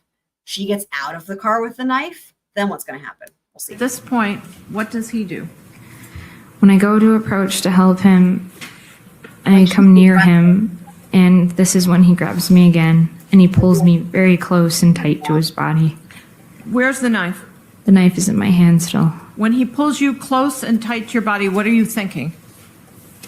He's going to kill me. What do you do as you're thinking he's going to kill you? Though. I reached around and just quickly. How would he kill you? You have the knife. That didn't even cross my mind until just now. And I'm like, that seems so blatantly obvious. You have the knife and you think he's going to kill you? And he's already stabbed in the head and elsewhere? You got to, like, you guys, though, hold on. There's something that I have to do.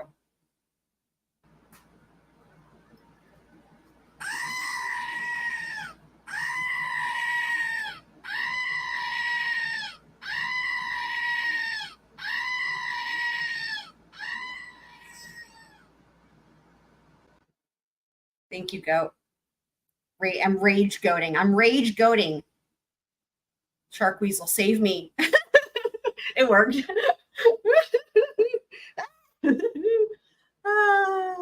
Love it. Love it. I should have put a knife in the other fin. Actually, I don't think you can see the other fin. Yeah. Oh my God. I know, to help him. I know, LOL, right? To help him. Takes the knife with her to help him use the bathroom. It's insane. Stabbed him in the side, hoping he would let go. Why do you think he's going to kill you at this point as he's grabbing you close? I thought he was going to pull me down to the ground and get the knife. After this last stab. Yeah, but that's a lot of predictions, though. Like, you have the knife. You are the dude. Again, she's the aggressor in the situation. She has the weapon, and he's already injured, like dying. Where do you go? Oh, and he has to go to the bathroom, so he's really not in a good way. Retreated back into the car, and I sat there shivering.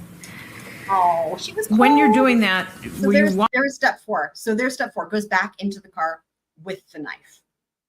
I mean, watching it all what Alex was doing? Yes. What did you see him do? Alex took his coat off, and he laid it on the ground near the trailer, and then he proceeded to lay down on the coat. Step 5, Alex takes off his coat and lays on top of it. Is he talking at all? I could hear him speaking, yes. Can you hear what he's saying? You're ready. I could hear him saying that he had been waiting for this for so long. Alex's last words. I've been waiting for this for so long. Meanwhile, it's been less than a month since their breakup. And we had speculated as much, but it was confirmed in Jason's interview that apparently she even stayed with she must have stayed with Alex. No, that was after she broke up with Jason. But still, no, I'm just trying to get my timeline straight. Yeah, no, she stayed with Alex in that weird gap where she was also staying in the hotel with Jason. But anyway, it's been less than a month since their breakup. Now, but of course, according to Ezra, his last words are about her, right? Of course. Incredible. Shining star, your son. Everyone wants to know, why did you scratch boy into your arm? Oh, this is creepy. We understand everybody wants to know why she did that. Weird. I've thought about it, and when I think about this, I don't know. At that time, it's something that just happened. It was just a reaction. The experts will tell you post-traumatic stress disorder is a response to an unusual or abnormal situation. It's a response. It's not normal, it's not abnormal, it's a response to an abnormal situation. So see, they told her what to say directly from one of their experts. Now she got the R right. She remembered the R. She must have been like, okay, remember an R. But she got the R right, but instead of response, she said reaction. But let me play that again, because this is just disgusting. Like this is what I'm saying, where it's like really bordering, not even bordering. I think it's crossing a line. Why she did that. I've thought about it, and when I think about this, I don't know. At that time, it's something that just happened. It was just a reaction. The experts will tell you post-traumatic stress disorder is a response to an unusual or abnormal situation. It's a response. It's not normal, it's not abnormal, it's a response to an abnormal situation. Really, I don't know why I did this. It's honestly like they wrote a script and gave it to her in a way and said, here, memorize this. Disgusting. When you leave, where is Alex? Alex is still laying on his coat. Do you know, or had you noticed whether or not he had his shoes on at that point or not? He still had his shoes on at that point. All right. One thing Ezra is never asked about is the scarf in terms of it being on his neck. We hear about her having it as a blindfold. None of that made any sense. You know, I agree with you, CC is more of a wrap. But it's weird that they don't ask her about the scarf. Or her, by they, I mean her attorney.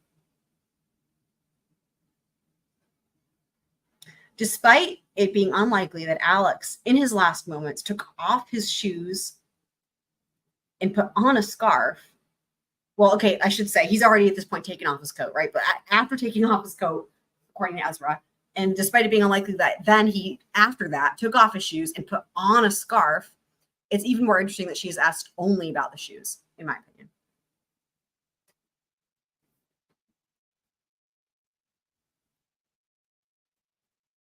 Okay, now here is the drone footage from the immediately when they found the body, because they found it in like the late afternoon or whatever, or they found the car in the body, right? So this is dusk. So this is the first flight on the 23rd, so the car is still there.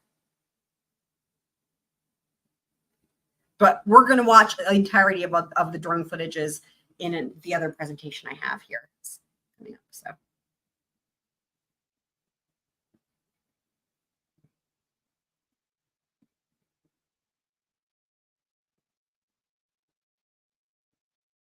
I mean, it's creepy. I just don't know how you could even convince somebody to go down that road. Like, I don't know how you could. I mean, not to mention it's private property, but like, you know, but look at those tire tracks, man. Wild.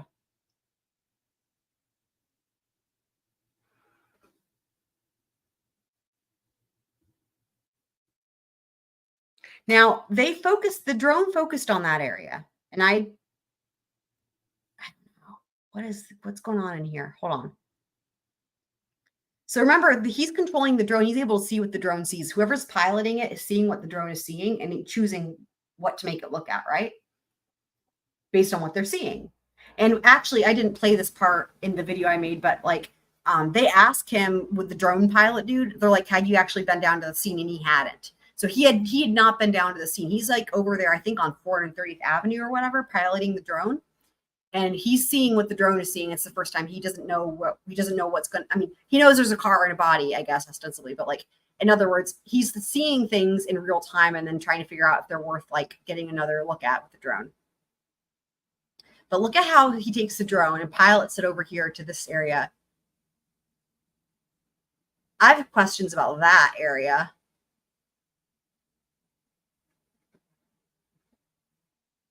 Ugh.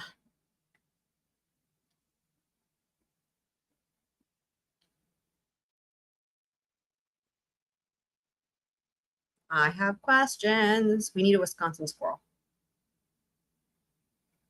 Get us those court documents. Bye. Okay, these are the still pictures that the drone took.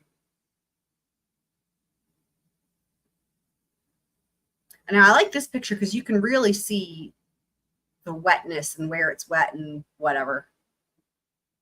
There's a stupid fox pillow. There you can see a little mud puddle, but it's up ahead of the car, right? You see how it's in front of the car? Yep, or do. Well, first of all, you were carrying the knife and the phone, I think. Yes. You said that. When you fell, did something happen to those? When I fell the first time, I had hit my hand very hard and the phone, I dropped the phone and I broke the phone. And what about the knife? The knife I just dropped. You said you were attacked by them. Is them a word you would use referring to a singular person? Yes. And why do you sometimes call a singular person them or they? I've been known to do this many times. It's a pronoun that I've been used to using. It's neutral. Now, here's what's interesting about that. That's why I included it, because we heard from all their best friends, and none of them identify as a they. None of them do.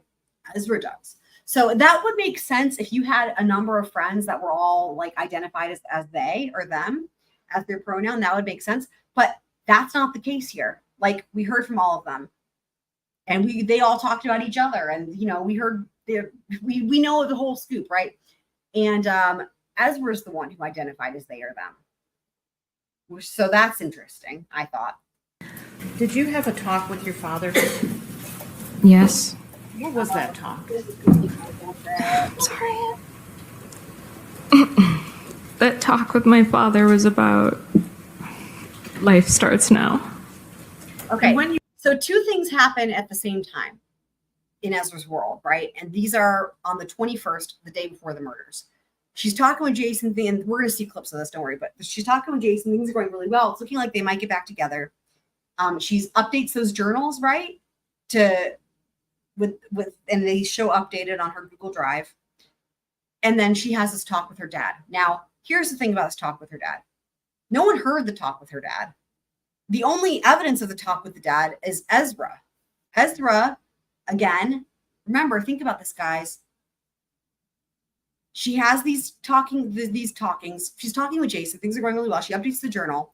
Then she texts Jason back, one of the last conversations they have, and she relays to him, oh, I just had this conversation with my dad, and he says life starts now. Just like in the journals, and then she puts it in the journal, right? She's setting it up, man. But I think I've got something else that elaborates on that a little bit later. But anyway, yeah, we'll see. You had that talk. Did you plan to start life by killing Alex? No. Did you come to Eau Claire to kill him? No. What were you hoping to do when you saw Alex? I was hoping we could be friends still, even after everything that happened between us. But did she? Now, here's what I remembered when I was putting two together. I was like, wait, hold on. And then I remembered her dad doesn't even get the question right. Her dad doesn't even get the question right. And this is the theme of their entire fucking case, right? How many times have we heard the phrase life starts now? It's even carved, it's even written on the bathroom wall at Racy's. It's in their opening statements, blah, blah, blah.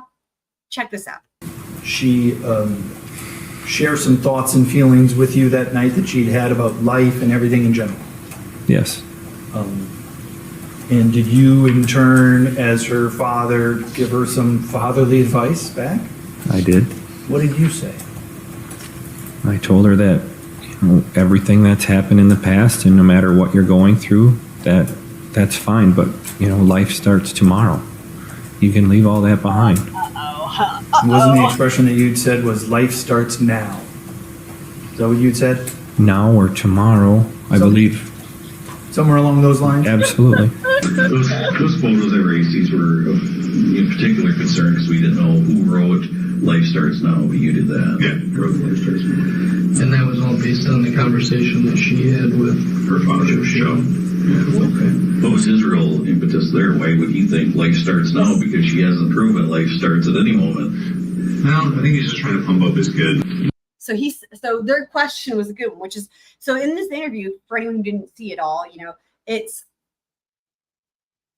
Ezra's relationship with her family was really strange. Her dad was about to kick her out, Jason says. And he's like, why are you going to ruin this by driving? Or that's what he's thinking to himself, after he learns that she'd been driving. But because he was about to kick her out and she'd already worn out her welcome everywhere else and whatnot. And so they're asking him, aptly so, well, why the hell would he be telling her this shit? It sounds like this doesn't track with what we've heard about what was going on. It sounds like, because, they talk a lot in the interview about how she's just literally not ever getting her shit together, blah, blah. Why would he be saying that? And then Jason says, I think he was just trying to pump up his good, which I guess means, make up for lost time, that type of thing, which I was like, you know what? So Jason is, at the time, of course, is thinking this conversation is real. But I thought, you know what? Accurate, because that's what he's doing in the fucking trial, right? Because that whole time he's on the stand under direct examination and cross, really, for that matter. I mean, he's lying his ass. I mean,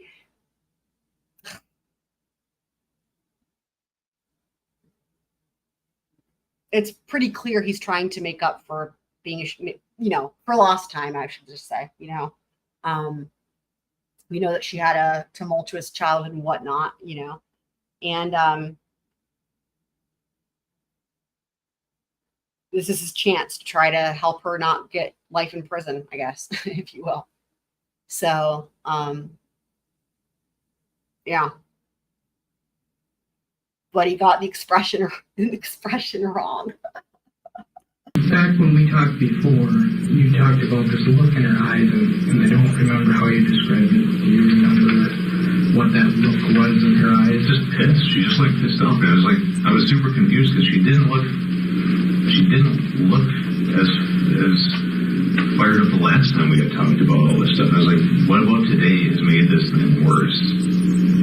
what about today has made this thing worse? I have to say, I think so many things from this interview is how the state figured out their motive. He's laying it all out. Jason says, I'd seen her way fired up other times. What about today made this worse? Why today? Because she seemed so like when we talked in the morning before all that, before I went to do laundry, she seemed nonchalant. Like it just seemed like another day. Okay. And after you had the abortion, okay, so now we're into cross-examination. Again, these first clips are going to be ones from that were in the last episode, but I included clips that were either like especially important or again had a little bit of a different meaning now that we had the context from Jason's interview. Began to get closer with Alex, correct? That is correct. And began to have a sexual relationship with Alex, correct? Yes. And while you started that sexual relationship with Alex, you were still living in Jason's apartment, correct? Yes. So it seems Ezra rebounded pretty quick after the abortion situation. I thought that she was dealing with it way too well, because I was like, this doesn't seem like, it just felt really, really weird. Remember, she's supposed to be depressed and sick and ill and, all these things, right? Postpartum, whatever. Anyway. Tell me, does that appear to be a document containing a series of text messages between yourself and Alex Woodworth? Yes. All right. And you had deleted all of those text messages from your iPod, correct? I had deleted the app, yes. Referring on the third page, do you see a text that starts, people would be jealous? Yes. All right. And that text, in fact, is one from Alex to you, correct? Yes. All right. And on that one, it states, people would be jealous, but wouldn't even know how much better your booty looks without any clothes, correct? Yes. Your response to that is, OMG, I'm blushing, correct? I'm Yes. blushing, correct? And OMG is short for, oh my God? Yes. All right. Now, I will say these text messages make it seem like they had a straight, I don't know. If he wanted her to be like a little boy, would he make that comment about her booty? I don't know. And then you further respond, quote, nobody knows how nice your cock is, correct? Yes. And Alex responds to you, oh, but you do. I love how much you love my cock inside of you. What? Correct? Yes. And that applies vaginal sex. Again, all of this is interesting. That's why I wanted to watch it again, because, what the fuck? Was she making all that shit up to Jason about him being interested in her for being a little boy and the little boy shit? I don't know, man. It's like, what is happening? Is her vagina actually the sun, the moon, and the stars to him, or was it not? And you respond, I do. Let's be honest, correct? Yes. And the date on those text exchanges was January 25th of 2018, correct? Correct. Right. Now, you testified I love on him. direct I love him. that you did not like it when Alex Oh, boy. had you in the prone position. Do you recall that? Yes. That is a photo of yourself that you texted to John Hanson, correct? Yes. All right. And on the second page of this is I just included this because it's so good. text where you state, I want to do something similar, but I'd like you to tie me up for it, correct? Yes. And that's referring back to the photo that's on the first page of that exhibit, correct? Yes, for my photo shoot. And after the text of February 24th of 2018, Alex never initiated another contact with you, did he? We passed each other at the coffee shop, but it was very brief interactions and we had stopped texting. He never initiated a contact with you, did he? No. And sometime in February, you began this flirtation with John Hanson? Or was it earlier than that? I love him. Yes. It was earlier than Jan? No, it was in that time range. Okay. And the painting you were referring to is in fact the one that had been above the bed in the apartment you shared with Jason Mengel, correct?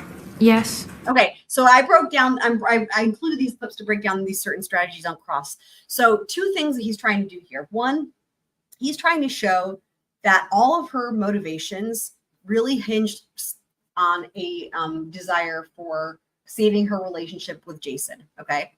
That's the first thing. The second thing he's trying to do is go through all of her excuses that she had made for needing to come to Eau Claire. And he's going to go through them one by one and prove that literally all of them were complete and utter bullshit. Every single one. He's going to go. So he's doing those 2 things at once. And that's what we're going to take a look at because it's really smart.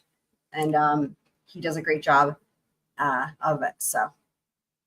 Because that's the painting you gave to Max Martinson on March 22nd, 2018, correct? Correct. A painting that reminded you of the sexual encounter you had with John Hanson, correct? It didn't remind me of it, but it was there when it did happen. And it reminded Jason of that sexual encounter, correct? It reminded him, yes. Okay. That doesn't help you. So it's something that was standing in the way of your continued relationship with Jason, correct? No, I still loved my painting. At that point in time, though, it would be fair to say you would prefer to be in the Eau Claire area, correct? Yes.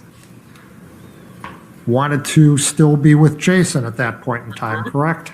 Yes, I was exploring the idea of continuing our relationship. You wanted to still be with Jason, correct? Yes. Despite all the things that had happened, you still love Jason, correct? Are you saying now? No, at that time, Yes. in February and March of 2018. Of course, of course. And you were continuing to try to repair that relationship, correct? Yes, we were working on things. 5th one down is a message from Jason indicating I would have been proud to be your husband, correct? Correct. And you respond, I know, correct? Correct. And then he responds, and raise your kiddos, correct? Correct. And then you respond, you know your children will be raised so well, correct? Correct. And continue on, and that's a fact, correct? So this is again going back to And the then one continue on, I'm weirdly good at mothering, correct? horrifying. Correct. That text on the bottom, I'm not going to read the exact quote, but essentially you indicate that you would be portraying the pregnancy you had if you ever tried to have children with anyone else, correct?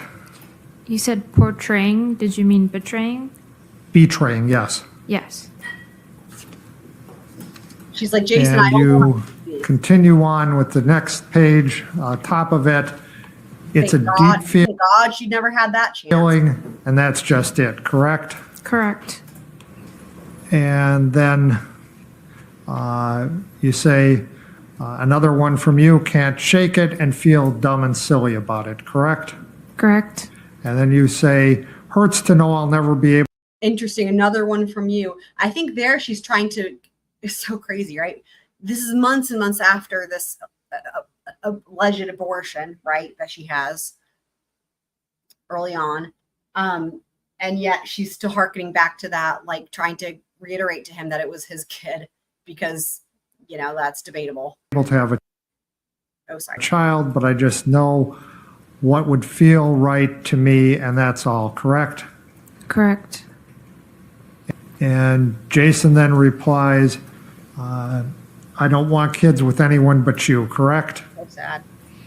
Correct. And So I think at this point she's probably feeling pretty good about her chances with Jason. you state, that's how I feel also, correct? Correct. It just feels wrong, correct? Correct. That was on March 11th, correct? Those Instagram messages we were just Yes. talking about? Okay. Now, a short time later, on or about March 19th, you got a call from Jason, correct?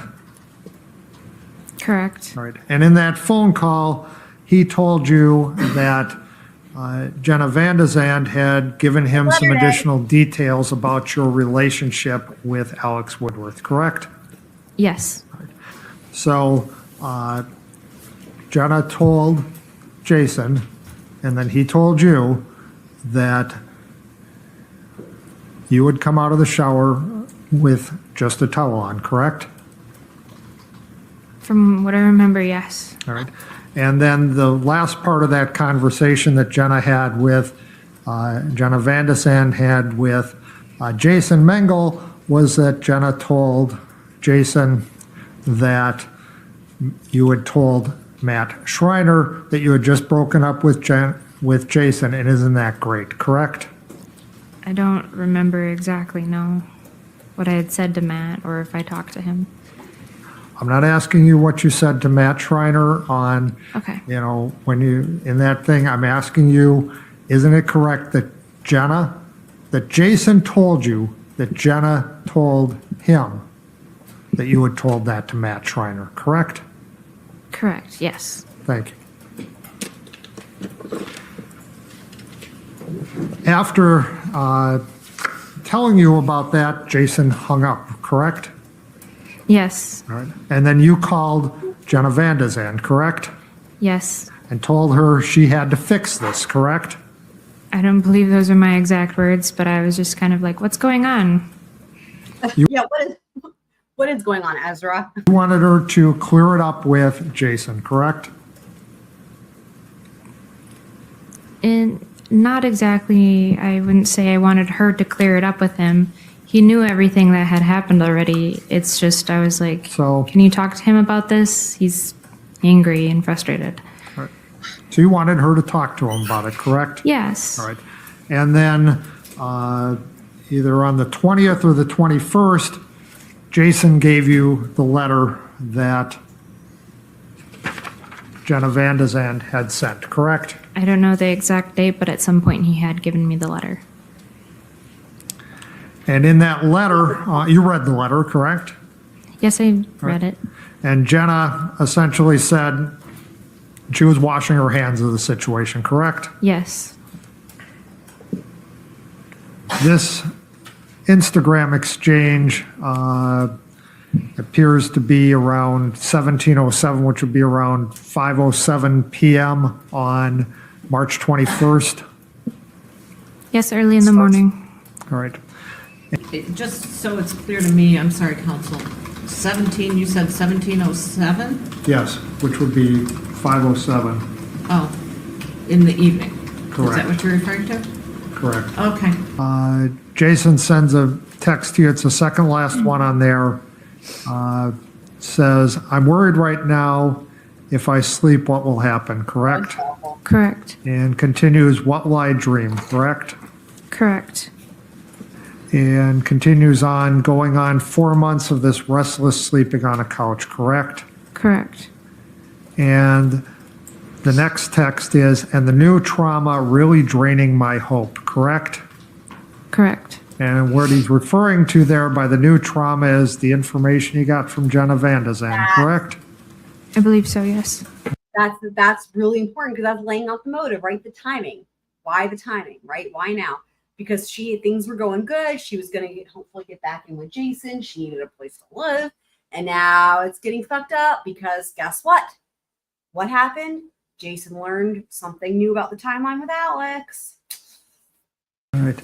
And then you respond, if you let yourself only think of negative things before you sleep, you let yourself lose, correct? Correct. And you state you become nothing, correct? Correct. And he responds, I can give hope, correct? Correct. But then continues on, but I feel like I lost mine, correct? Correct. And continues on, I'll faking it till it returns, correct? Correct. And you respond, yes, it's hard to try and stop thoughts, but it's not hard to replace them in positive ways. And the I mean, if all of this is true, then a lot of what we're going to hear from these experts coming up in the rest of their case in chief is pretty much moot. more you do it, the better it will get, correct? Like, Correct. that's crazy. I need to make sure I clip that for whenever, so I can impeach. Anyway, yeah. And continue on. Sorry if I seem slightly distracted. I'm filling out an application also, correct? Correct. And then continuing Wants him to know that she's getting a job. to the next page, about halfway down, right after it indicates that Journal 2 and Journal 1 were last updated. Do you see those? That goes. Yes. All right. It says, This is the same thing as just like what I was saying with like the thing with the why she moved out earlier, like when I was talking about that earlier in the stream, of like her setting it up of like,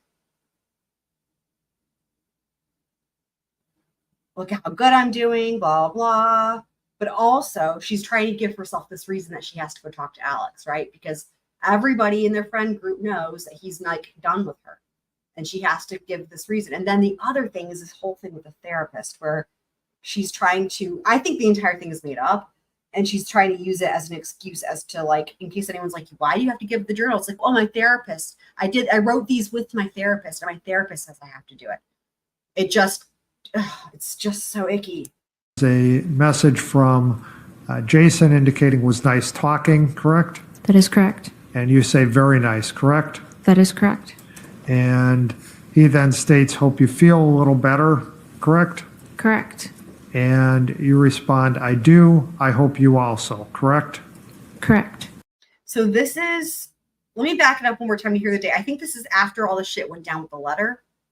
So it's like she thinks now things are looking back up. Continuing to the next page, about halfway down, right after it indicates that Journal 2 and Journal 1 were last updated. So this is on the 21st. This is on the 21st, so the day before the murder. Shit hit the fan on the 19th with the letter, but she's weaseling her way back into his heart. It seems like they feel a little better because they talked. She updates her stupid journals, right? And they're having this conversation like right before bed, I think it is, on the 21st. See those? Yes. All right. It Wakes up in the morning on the 22nd and drives to Eau Claire. says there was a message from Jason indicating was nice talking, correct? That is correct. And you say very nice, correct? That is correct. And he then states, hope you feel a little better, correct? Correct. And you respond, I do. I hope you also, correct? Correct. And you state, it's nice to hear a voice that makes me calm, correct? Correct. And Jason then responds, all things considered, I miss your voice, correct? That is correct. Yes. And you respond, well, you know it's the same for me, correct? Correct. Then asks you what time you're thinking of coming Wednesday, correct? Correct. Right. And this is an Instagram message that was on March 21st of 2018, correct? That is correct. All right. Right. So I think this has more significance than what we thought even the first time through. So this is the part where he's going to talk about bring your well, let me play it. Which would have been a Wednesday, correct? Yes. All right. Because we know March 22nd was a Thursday, correct? Correct. So this is referring to the next week, meaning March 28th, correct? Yes. All right. And continues on, and do you have to work that night, correct? Correct. And continues on, and do I need anything prepared, correct? Correct. And then you respond, well, the appointment was for at 1, and yes, I work that night at 9:45, 10 p.m., correct? Correct. And then state, I would just bring your IDs and stuff, correct? Correct. So this seems to be in reference. She's looking at her defense attorneys. Look at that. They can't help you now. This would be in reference to her doing that change of address. So this line of questioning here with this conversation is twofold. One, it's establishing, because Jason says, are you going to be coming into town next Wednesday or whatever, right? So in other words, this is a week in advance. she's letting him know her plans to come to town. Because remember, that was one of the things that was weird that Jason said. He was like, it's weird that she didn't let me know she was coming to town because she always did. So here it is, a week in advance. And not only are they making plans for a week in advance, which is its own thing, but she's not, it's showing that she would tell him that if she was coming down. That's the first thing. The second thing of it is the plans are in reference to this change of mailing address thing. Remember, like I said, his twofold strategy here with this whole thing is one, to show her motivations were all about Jason, right? And that, how that was going on. And then two is to, one by one, all of her little excuses as to why she came to Eau Claire, he's going to chip away at them one by one. So the whole thing about the change of address is bullshit because A, we know she didn't do it. We know her where, but she didn't do it. But B, she had an appointment to do that the following week and was going to meet up with Jason as she always would. So. And this is at about 8:31 p.m. It says 2031. Yes. And then he responds 9:19, correct? Correct. And then you state life starts now, correct? Correct. And Jason's response to that is no more excuses, correct? Correct. No more lies, correct? Correct. And you respond, I thought about it a lot, and I think I'll call Wintership to return the tattoo gift so I can for sure pay for therapy, correct? Correct. Oh man, I love that part. And continue on, it's more important, correct? Correct. All right. It's really hard to be the ex-boyfriend / trying to be keeping you mentally stable. That's why I was like, you should probably talk to some people. Therapy-wise. So he had been, I pointed this out before, but he'd been suggesting all along, that she needs to be going to therapy first. It's easy to miss the part about the Wintership tattoo thing and to think it's one thing for her to just be like, yeah, I'm going to go to therapy because again, remember, she's trying to get back in his good graces, right? And he's been wanting her to go to therapy. So she's like, yeah, I'm going to therapy,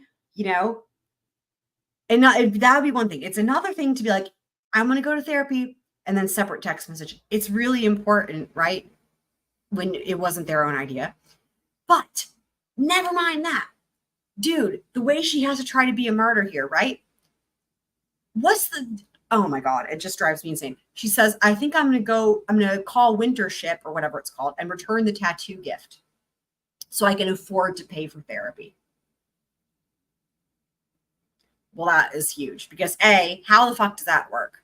How do you return a tattoo gift and how does that money go to therapy, right? Like if somebody gave you a gift card, they're not going to give you cash for that. You can't, what?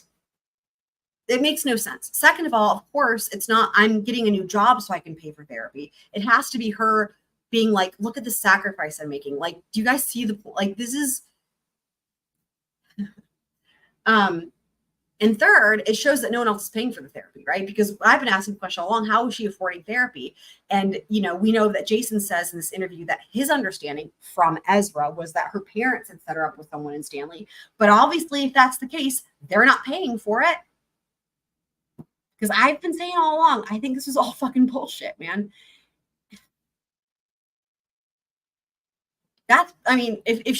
If the only way she's going to pay for therapy is try to return a tattoo gift, which makes no sense anyway, but that's going to pay for therapy, what is that going to get you? One session? So anyway, but dude, the fact that she has to try to make it seem like she's making some sort of self-sacrifice. Ugh. All right. And he responds, it's up to you. Not even 100% sure if you can, correct? Right. Yep. Correct. Doesn't make any sense. And you say that's why I'll call, correct? Correct. And continuing to the next page, which is 5371, you see the last text on or Instagram message on that page is from you to Jason, correct? Correct. And it states you are loved, correct? Correct.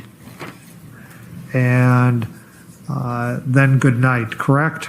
Correct. And then Jason responds, good night, Ezra, correct?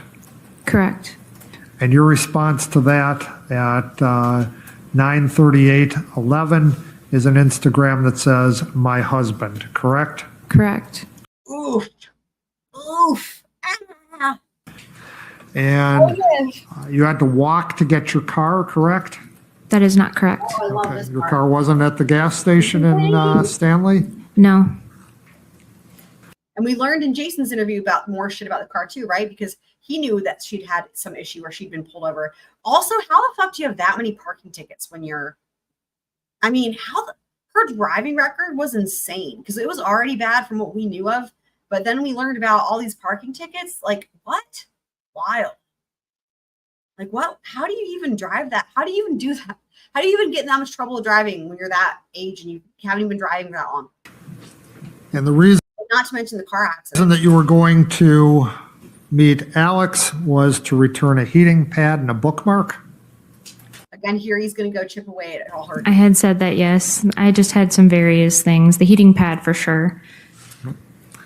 And there was an enclosed porch on Alex's residence, correct? Yes, it's And enclosed. you could have left the heating pad and the bookmark on that porch, Thank you. correct? Great point. yes. Great point. All right. So You never told away. Detective Prock when you talked to him on March 23rd that you were going to or wanted to show Alex your journals, did you? No. And you never told Detective Prock when he interviewed you on March 24th that you wanted to show Alex your journals, did you? No, I don't believe I did. And you never actually showed Alex your journals, did you? We just discussed them, yes. You didn't show him your journals, did you? Not physically, no. wow. All of her fucking reasons, man. That's a no? Yes. Sorry. Incredible. And you agree that when you went to see Alex on March 22nd, that Alex was afraid of you, correct? That is not correct. All right, well, Jason. He's fifth like, one he's like, oh, well, if you want to make me impeach you again, all right. up from the bottom is an Instagram from yourself to Jason Mengel, correct? Quote, he's scared of me, correct? Yes. And you're talking about Alex Woodworth in that conversation, are you not? Yes. When you got to Racy's the Good job, Ezra. first time that morning, All right. Then there's the whole shit about her car. Oh, I think I include a clip. Well, I think I did. you parked on the street, correct? Yes. Shut your car off, correct? I don't remember exactly, but I might have, yes. And then went into Racy's, correct? Yes. All right. Came back out, started your car back up again, correct? Yes, I drove my car. And then drove to Max's, correct? Yes. Shut your car off when you got to Max's? No. Okay. Went back to Racy's, parked again, correct? Yes. All right. Shut your car off and went back into Racy's? I'm not exactly sure if I shut my car off that time or not. I think I forgot to ask you this. Had you left, what had you done with your car when you had gotten over to Alex's house? I left it running. Why? I often leave my car running because it's, I don't take care of my car like I should. And there's sometimes when if I don't leave it running for periods of time, it will just not start again. And when you went outside, What happens when you go to sleep at night? Sorry. the Eau Claire police officers were there, correct?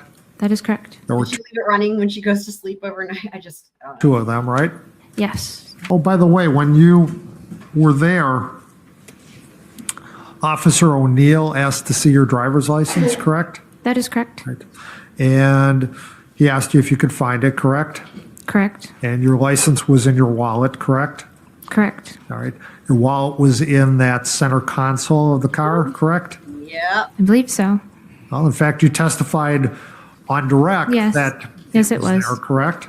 That She's is trying to cut him off so he doesn't finish his question. correct. Oh my God. Center console also was where the knife was, correct? Oh, I don't know exactly where the knife was. you said so already. Look at him. Like, all right. Okay, Ezra, if you want me to. He's like, I dude. believe it was in the center console. All right. And you told Officer O'Neill She's like, I'll change my answer so you don't have to really embarrass the fuck out of me. you couldn't find your driver's license, correct? Oh, think I was having trouble shuffling around. Middle console is full of a lot of papers and things also. You told I like to impeach Ezra also. I'm going to do it here in just a sec. Officer O'Neill you Yes, that couldn't I was having find trouble his finding it. Yes. driver's license, correct? That is correct. Instead, I guess, sorry, it's not here. It's later. But yeah. you headed west on Cameron Street, correct? I believe so, yes. And just basically headed out of town, correct? Yes, and just basically. You wanted to be in a place where it was in public, correct? Correct. That had That been would mentioned. imply other people being present, correct? Yes, that would imply that. Now, I seem to recall when you talked to Detective Prock that you told him that Mr. Sipple seemed familiar. Do you recall that? Yes. And you know, now at least certainly, Mr. Sipple lives on 430th Ave, correct? That is correct. And 430th Ave happens to be the exact road that you turned off of when you turned off of County Highway E, correct? Yes, that's the road Alex turned off of. So I've been saving this. So remember that when she says this is in that first interview when she's still like, they still don't know what happened to Alex. They haven't found the car. They haven't found the body. And they're like, they still think she's a victim. And she's like, I don't remember fucking anything. But the one thing she tries to keep asking them about, she's like, I remember the name Sipple or something like that, right? Which is interesting. I've been saving this. Okay, here we go. Here's what I've been saving. So this is the Sipple, you know, they've got like the father's house and the daughter's house. This is the property. And remember, they're like a dairy farm. So there's actually two signs. There's like a sign here, and then there's a sign back before the other first property. It's just that they're hard. I've actually tried to zoom in and read them and make them like a clear picture, but it's like impossible. Just like you heard them say in the interview, you can't get like a, this is from 2008. So, but there's signs, the point being, there's signs for the farm. And those signs would say Sipple Farms or whatever, something along those lines. So there's another one, I'm trying to remember. Oh my God, the sun. There's another one. It's just you have to get right at the right angle to see them because the sun is blocking it and it's just shitty pictures. But there's two signs. So yeah, there's another one right here. Oh my God, the sun though. It's like Ezra's vagina. Just kidding. Anyway, there's another sign right there. So that's my point, is that's like, I don't think it's like she's had met him, right? Obviously he would have said that, but that's how she knew the name. I would wager because the signs out there would say something about Sipple Farms or whatever their official name is, but it would have the name Sipple Dairy Farms. Yep. All right. So that's what I wanted to show you guys with that. The stop along 430th was at the very first field road that happens as you got to 430th, correct? Yes, that's where he had stopped driving. You told it to us today, this morning, or actually this afternoon, you need Alex in the groin and the knife fell out of his hand, correct? Correct. And then you grabbed the knife, correct? Correct. Right. It's not what you told Detective Prock, is it? Goes along, I feel like. I don't believe so. I would have. In fact, you told Detective Prock that you grabbed the knife by the blade, correct? I believe I've said that, yes. All right. And got it away from Alex by grabbing it by the blade, correct? I might have said that, yes. And you said that it hurt a lot when you did that, correct? Correct. Where was Alex in relation to you specifically when you stabbed him in the head? He was facing me. All right. How close to you was he? He was very close to me. Within inches? I can't tell you within inches. He was in front of me. He was face to face with me. You could see his face? Yes. All right. And you said you didn't have your glasses on at the time, correct? Correct. All right. So if you could see his face, he was probably pretty close to you, correct? Correct. All right. He was laying down on top of his coat? That is correct. What was on top of his coat? His head or some other part of him? His body was on, he was on top of his coat. I can't specifically tell you what parts, exactly what were on the top of the coat. He was laying on top of the coat. Right. And I think you said you took his phone, correct? I grabbed it from the car, yes. All right. And you took his phone so you could call for help, correct? Problem for her. Yes. Didn't dial 911, did you? No. Her attorneys did not prepare her for answering the question of where. And it's the one thing they forgot to do was tell her where to say the phone was. Didn't call Jason Mengel, did you? No. Didn't call, in fact, anybody for help, did you? That's what I wanted to do, but I couldn't. LOL. You didn't call No. anyone for help, did you? No. Where did you grab Alex's phone from? The car. I'm sorry? The car. Where in the car? It was in the back of the car. Where in the back of the car? I'd seen it in the footwell. I'm sorry? I had seen it inside. I spotted the phone inside the footwell. First of all, it's not responsive because that's not actually saying where she got it from. But you know what was in the footwell was his jacket. And we pointed this out too, and we're going to go through it again. But that I think that he was trying to get into the car to lock the doors so he could call 911 and she was too quick and because she had already stabbed him, right? And so his coat would have been, or his phone would have been in his coat pocket.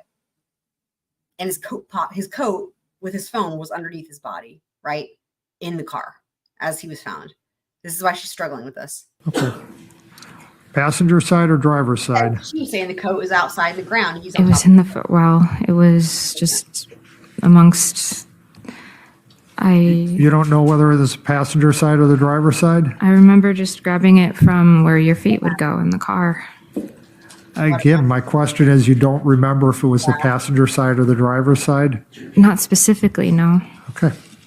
They tried to object and he just kept talking. So another thing too is that her defense attorneys really want to give this story with her testimony that he was still alive when she left. Like the only way this works, because his body is half in, half out of the car.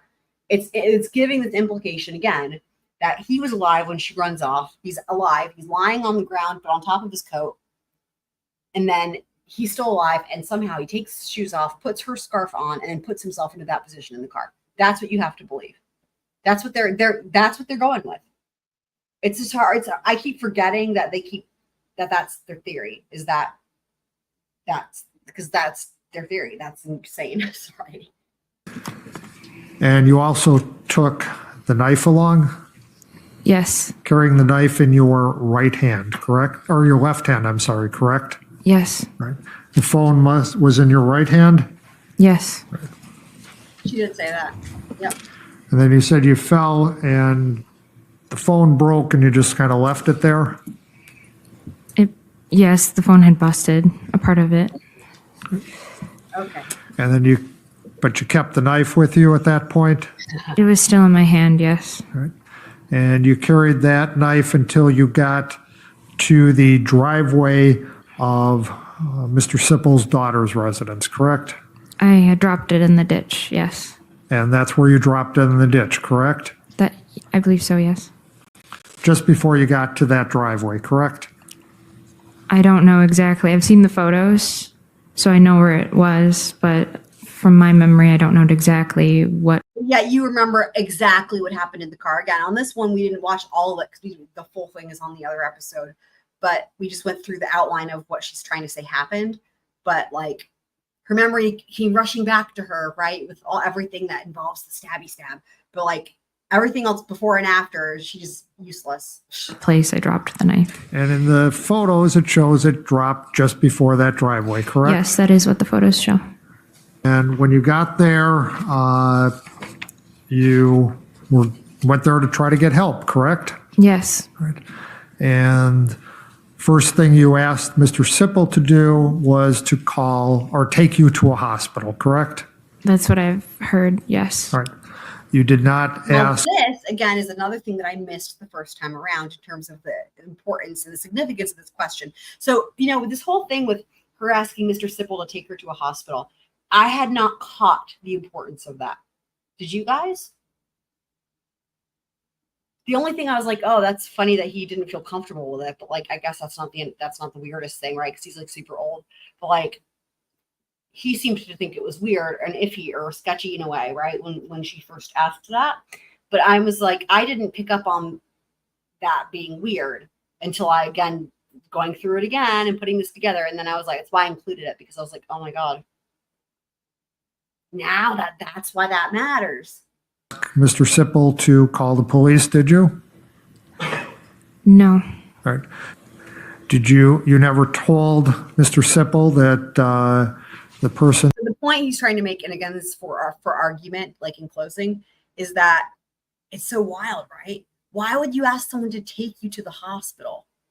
It doesn't make any sense, but it's like, it didn't dawn on me. It's because she didn't want him to call 911. Because then first responders would come to the scene. Isn't that insane? Like I'm like, how did I not realize that? But like I didn't realize that until just again this last time through of like, wow. But his point, so it's twofold, right? Because like A, that's like she knows she did it, but like obviously, right? B, the point that he's making here is that if she really wanted to help Alex, if it really was self-defense, if she really wanted to help Alex, she's doing everything to the opposite. Like she's trying to prevent law enforcement from coming or first responders from coming or EMTs from coming to the scene, even though that would be better for you if you're really hurt, right? That's better than waiting for Dr. Don Sipple to figure out how to gas up his farm truck and drive you to the hospital. You know what I mean? Like versus an ambulance coming to you. That's what you do in an emergency.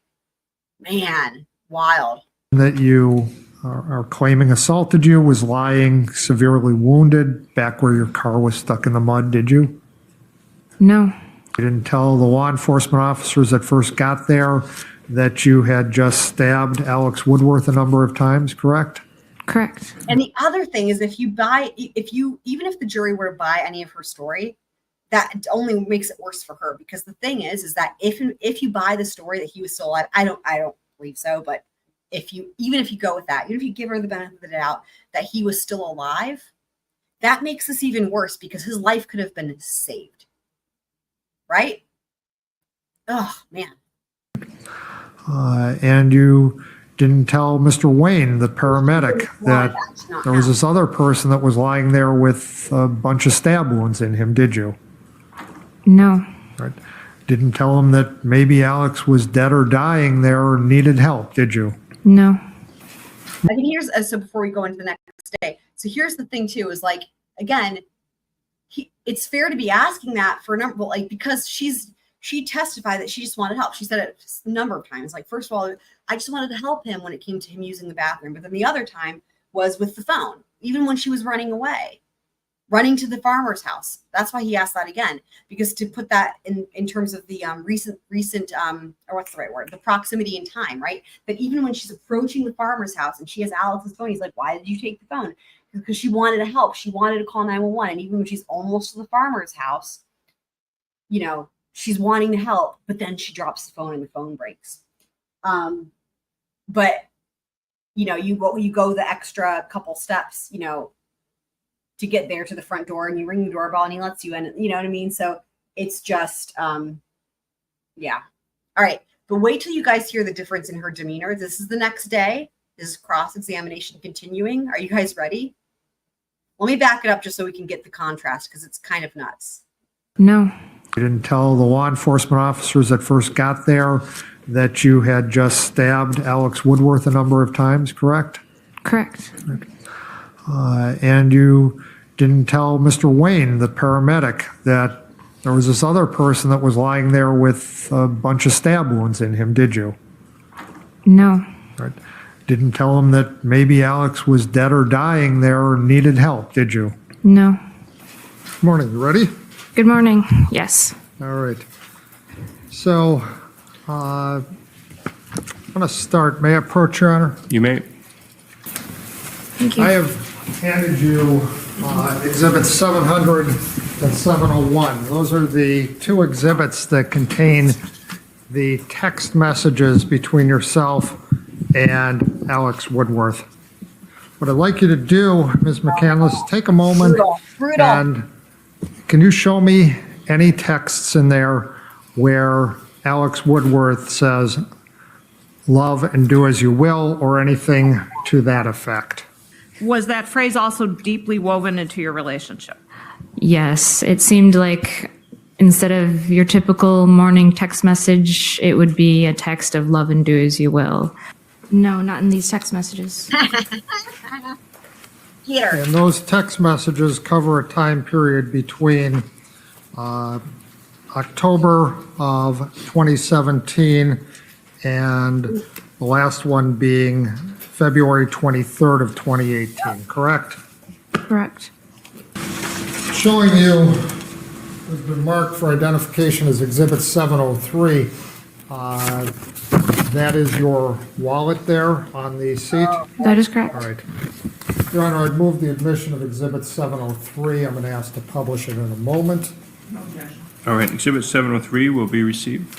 And Exhibit 704, that is your center console in your car, correct? Correct. All right. Move the admission of Exhibit 704. This is the part where I was going to impeach her about this that I referenced earlier, and it was this I'll part. ask to publish that one as well. And the objection is 704. Like, how come he gets to be the only one to impeach her? I want to do it. 704 will be received.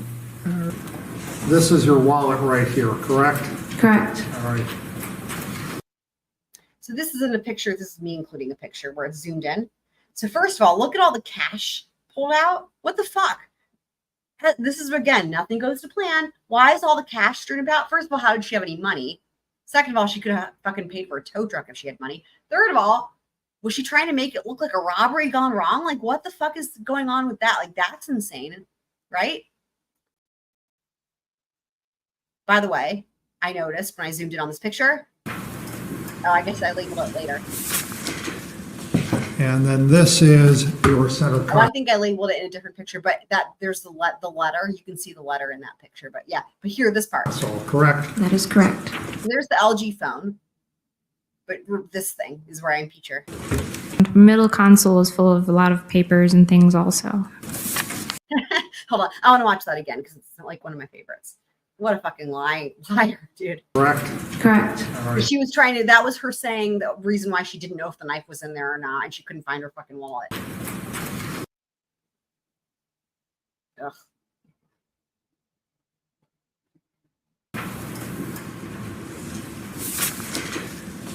And then this is your center console, correct? That is correct. Middle console is full of a lot of papers and things also. By the way, her car keys look like they're in there too. Thank you. We had some questions yesterday, and you had testified yesterday about the position you were in when Alex first got into the car. Do you recall that? Yes. All right. And you recall being interviewed on March 23rd, 2018, correct? Or 24th, I'm sorry. I don't have an independent memory of everything I said during those interviews, but yes, I do know I've been interviewed. May I approach, Your Honor? You may. We're looking at Exhibit 290, page 52, counsel. So I'm showing you, you're starting at line 2343.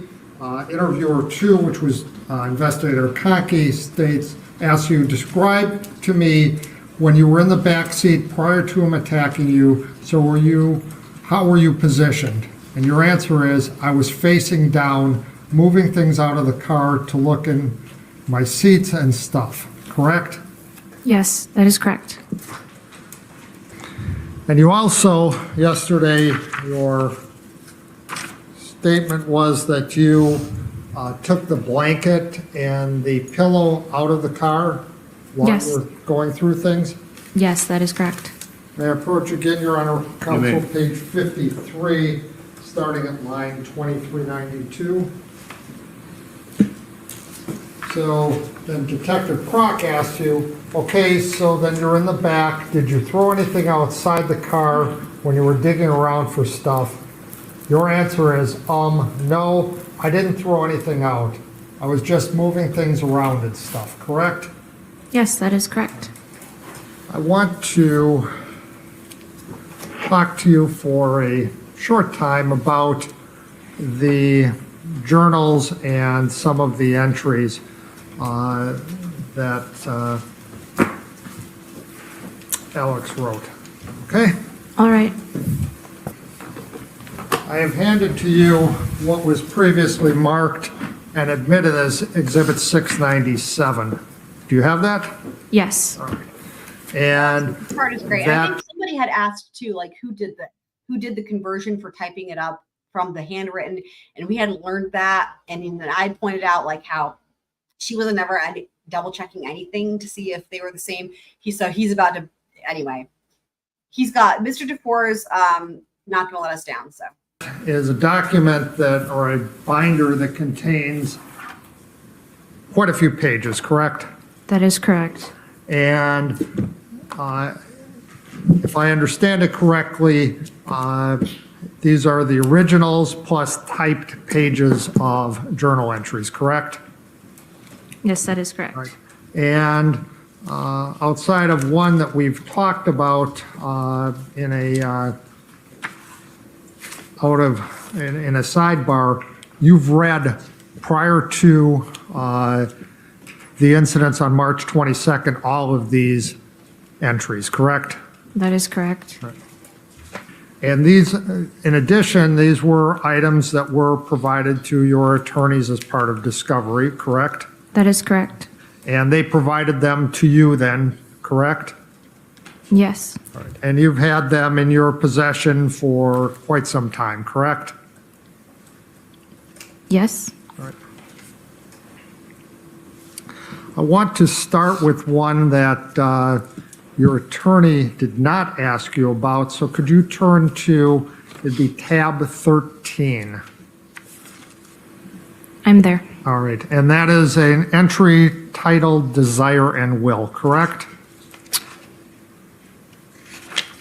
Tab 13 is a written confession. That looks like tab 12. Sorry, I was previous tab. Actually, tab 14 is a desire to will. Maybe I'm not understanding the way Okay, it's. the tab is in front of the Okay, yes. entry, not behind Yes. it? Okay. All right. Okay, so are we there? Desire and will? Yes, we are there. All right. And starting on the first page, it would be it's a partial paragraph under where it says DOJ 2530. Do you see that? The paragraph starts as curious. Yes. All right. The last sentence in that paragraph reads as follows, does it not? Put in a clear way, need aims to possess, in desire aims to give, while erotic desire aims to share or partake. Correct? Correct. All right. Turn to the next page in that. It'd be the first full sentence on that starts with love. Do you see where I'm at? There's a partial sentence and then a sentence that begins love becomes. Do you see that? One moment, please. Right at the top of page 41. Yes. All right. That sentence reads, love becomes love of the infinite. That is the good, and the G in good is capitalized, correct? Correct. And then continues, the next sentence reads, love and do as you desire becomes a principle of excellent morality, correct? Correct. All right. Skipping down a little bit to the paragraph directly under DOJ 2531.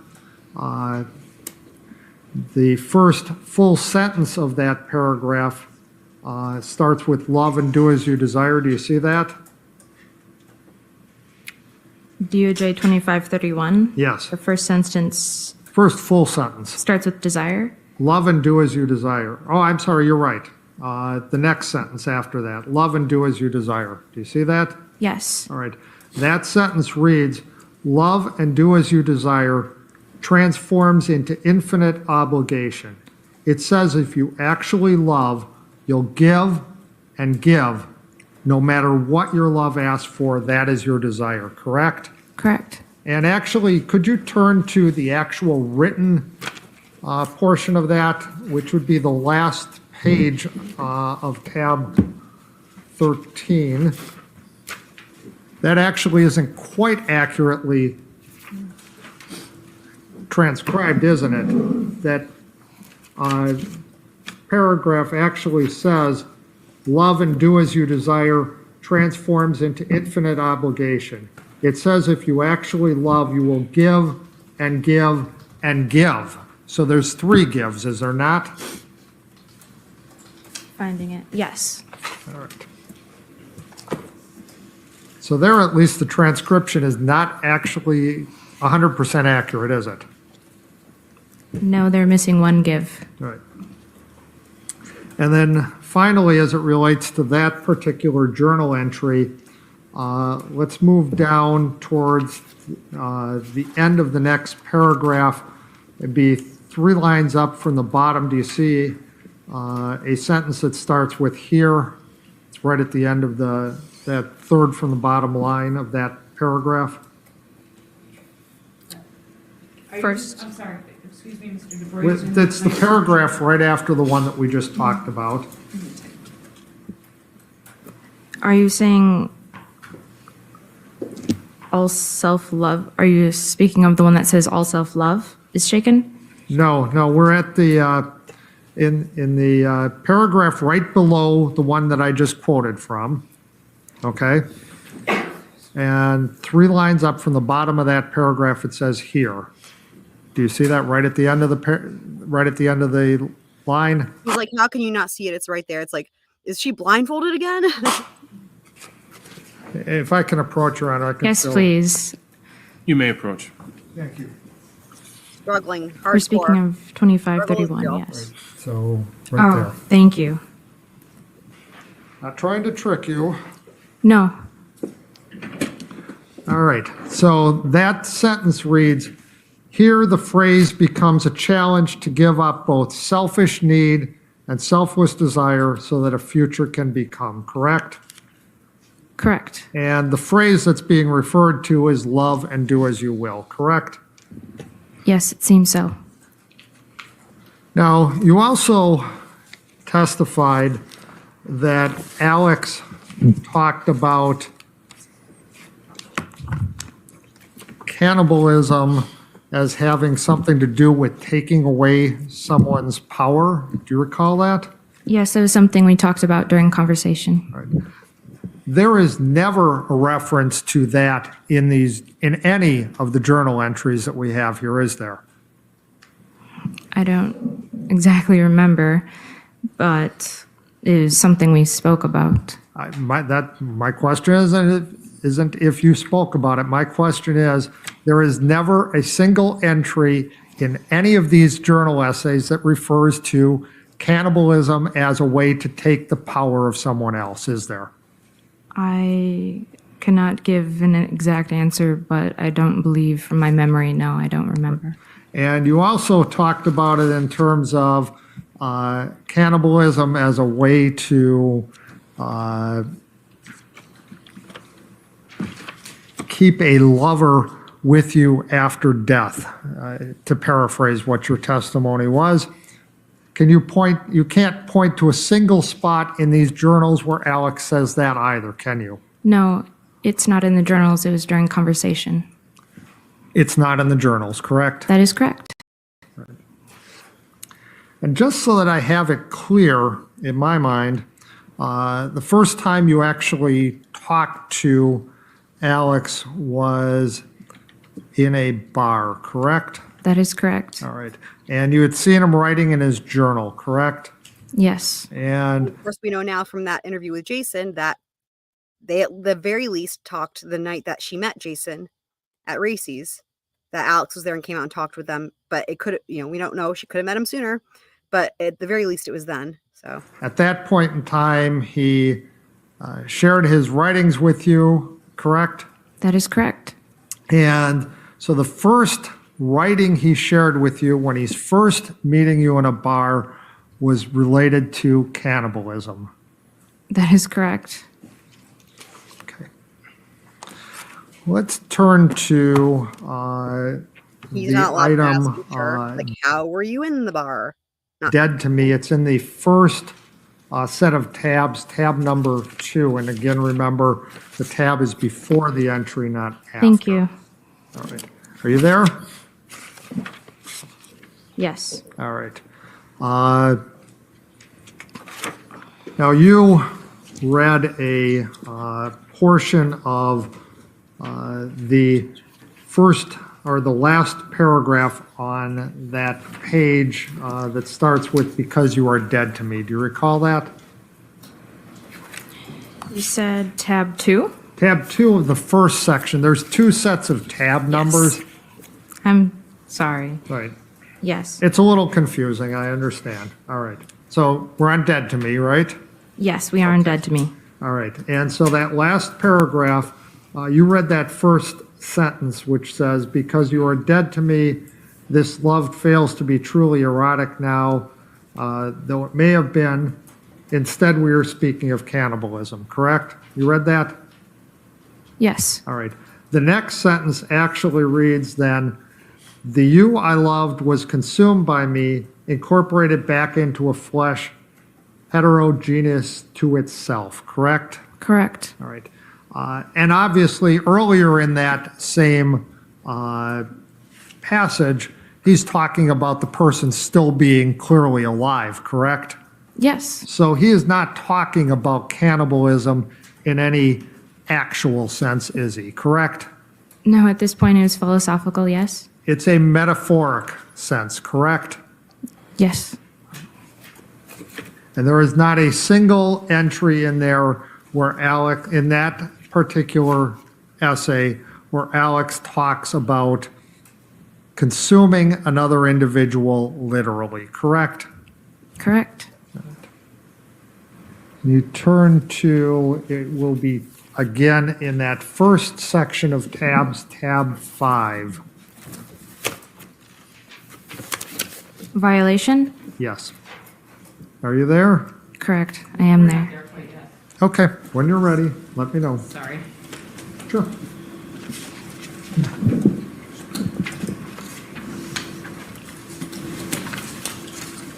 Ready, counsel? Yes. All right. In that section, which you talked about, a portion of it, he also writes, and this would be in the third paragraph, the last 2 sentences of that third paragraph, he states, "So I gave myself to you to attempt a healing love. Such an act is doomed from the start," correct? Correct. So he's indicating that his love is attempting to heal, correct? I believe so. That's what it says, right? Yes. Thank you. Let's move to, this would be the second set of tabs, tab 1. You ready, counsel? Yes. All right. In that, in the last paragraph there, the start of that paragraph states, "Only by you coming naked to my call, essentially my being naked first, can love fully be erotic," correct? Correct. So essentially, he's saying that both parties to the relationship need to be naked to the other to expose their own flaws, correct? Correct. And you move to the next tab, tab 2 of the second section. And my Latin is not very good, so I'm not going to even try to pronounce that. So do you guys remember from when she was on direct and she said Miss Vishny asked her what language it is and she says, "I think it's French." And we were like, "Wait, isn't that Latin?" That was his way of pointing that out. Beautifully done. Beautifully done. My Latin isn't really that. Let me play that again. That's well done. What a good way to just sneak that in. Erotic, correct? Correct. So essentially, he's saying that both parties to the relationship need to be naked to the other to expose their own flaws, correct? Correct. And you move to the next tab, tab 2 of the second section. And my Latin is not very good, so I'm not going to even try to pronounce that. LOL. Look at her. She's like, But let's start with The other thing, like going that, to show how little she actually, what little familiarity she actually had with his writings, right? That she didn't even know that it was Latin or French. the second page of the typed portion of it. Incredible. You read that first sentence about him being, those first two sentences about him being afraid. Yes. The rest of that paragraph, besides those first two sentences, reads, "Afraid I will use someone for redemption and self-mutilation, but I will love. I will love myself, forgive myself, and love you anyways. I am no longer myself. I don't know who I am. So let me apologize and forgive myself for becoming something new." Correct. And in the next paragraph, he talks, actually, never mind that. Let's go back to the first page. The second paragraph, the last sentence of that second paragraph states, "I really do love you, but I am unworthy," correct? I'm sorry, I don't see where that is. That's the second paragraph Second paragraph. On the first page or the last, second page? on the first page of that journal entry, first typewritten page, second paragraph. It's the paragraph that starts, "This is old advice." Do you see that? Yes. All right. And the last sentence of that reads, "I really do love you, but I am unworthy," correct? Correct. And you read a portion of the fourth paragraph there where that starts, "I have half-heartedly." The sentence after the portion you read reads, "Yet I love you," correct? Correct. And then moving down to the second full paragraph under DOJ 2483, the first sentence of that reads, "My gratitude is that my fear of myself taught me to love more than I am allowed to," correct? Correct. And then continuing to the second last line of that same paragraph, the first sentence of that line reads, "I could follow you in your footsteps and give my life for whoever needed it," correct? Correct. Again, he's talking about giving his life for the one he loves, correct? I can't say that, no. Well, it says, "I could follow in your footsteps and give my life for whoever needed it," correct? Correct. Wow. All right. You read a part in there where it, in the first full paragraph under 2485, the paragraph that starts, "In the face of all my anxiety." Do you recall reading the part that started with, "I know you wanted to change me"? Do you recall reading that? Yes. All right. Immediately after the part that you read, is it not true that he writes, quote, "I was too Hegelian," or I call it such now, "You were my master," correct? Correct. Indicating that the one he's talking about, the love he's talking about, was his master, not the other way around, Yep. correct? Not good for her. Yes, he wrote that. Could you turn to tab 7?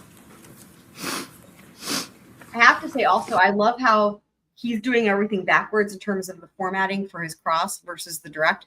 On direct, it started out with like, I don't know, 2 hours or maybe more, seemed like forever, of talking about Alex's journals, right? And then finally, after much procrastination, moved on to the actual crime. And he started with that and is ending with the journal entries. I think it's a beautiful juxtaposition. When I lost myself? Yes. That's another one that you read something of right at the very end of that passage.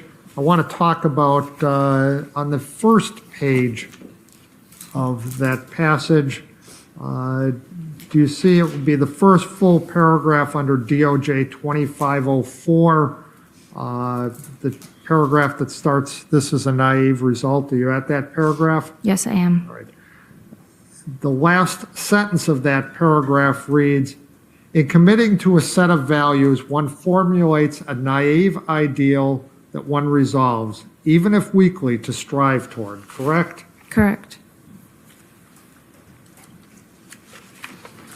And going back to the last page of that section, or the page that you had read something from, I'm sorry,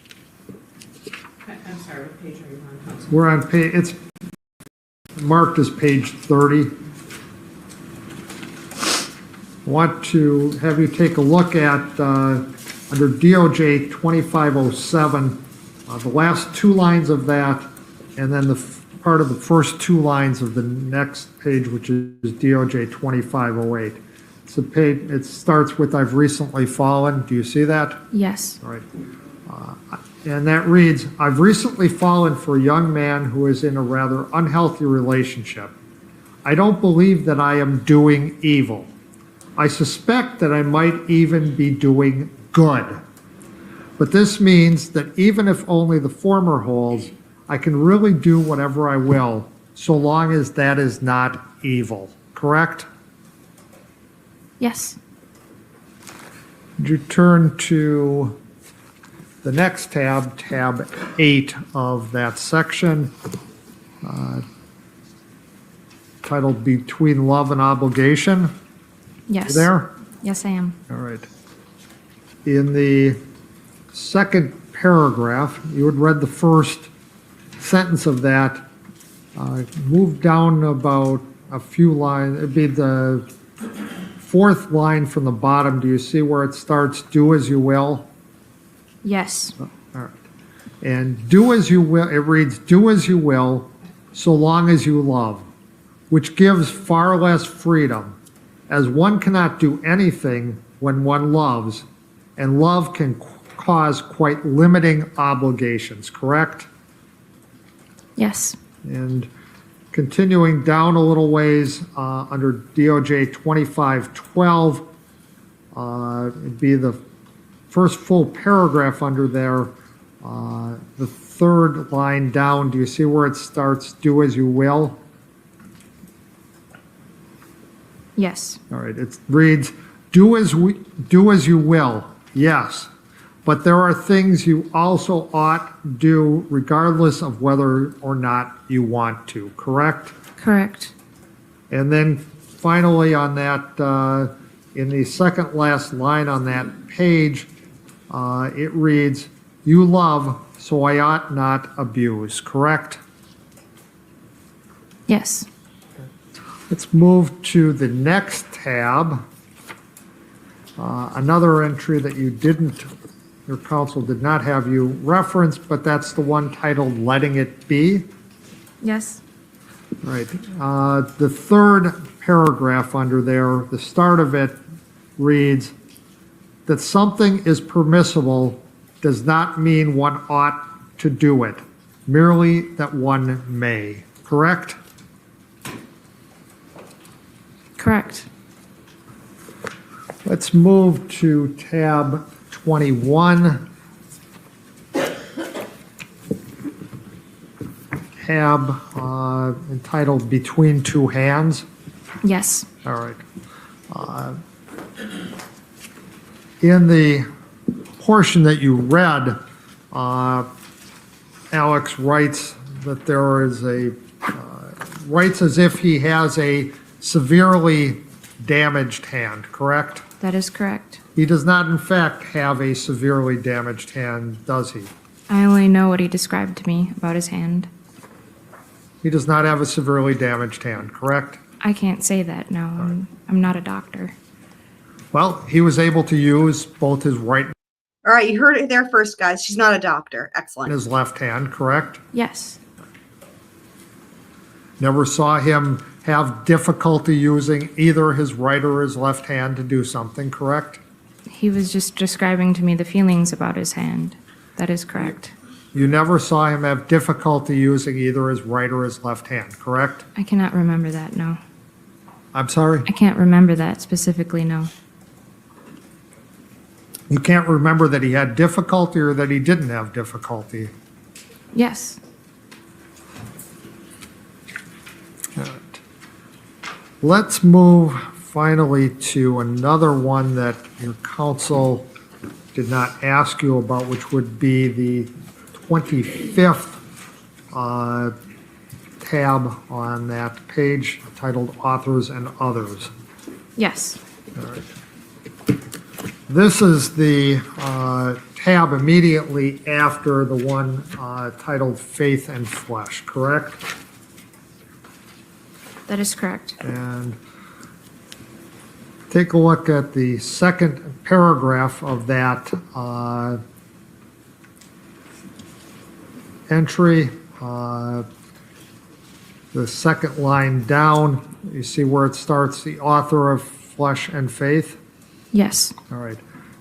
That reads from there to the end of that paragraph, the author of Flesh and Faith believed that to have any value or any worth at all, they must possess self-hatred as to willingly kill themselves for the sake of any other. Their notion of love was such that being loved was a detriment to their lovability. The final sentences show this clearly. Being loved for them is absolute proof that they are incapable of loving or being worthy of love. Now, I cannot help but think their view is untenable, because they can only be good insofar as they are the sole guilty, as far as they will ever know. For meeting another lover damns the whole project to failure, correct? Correct.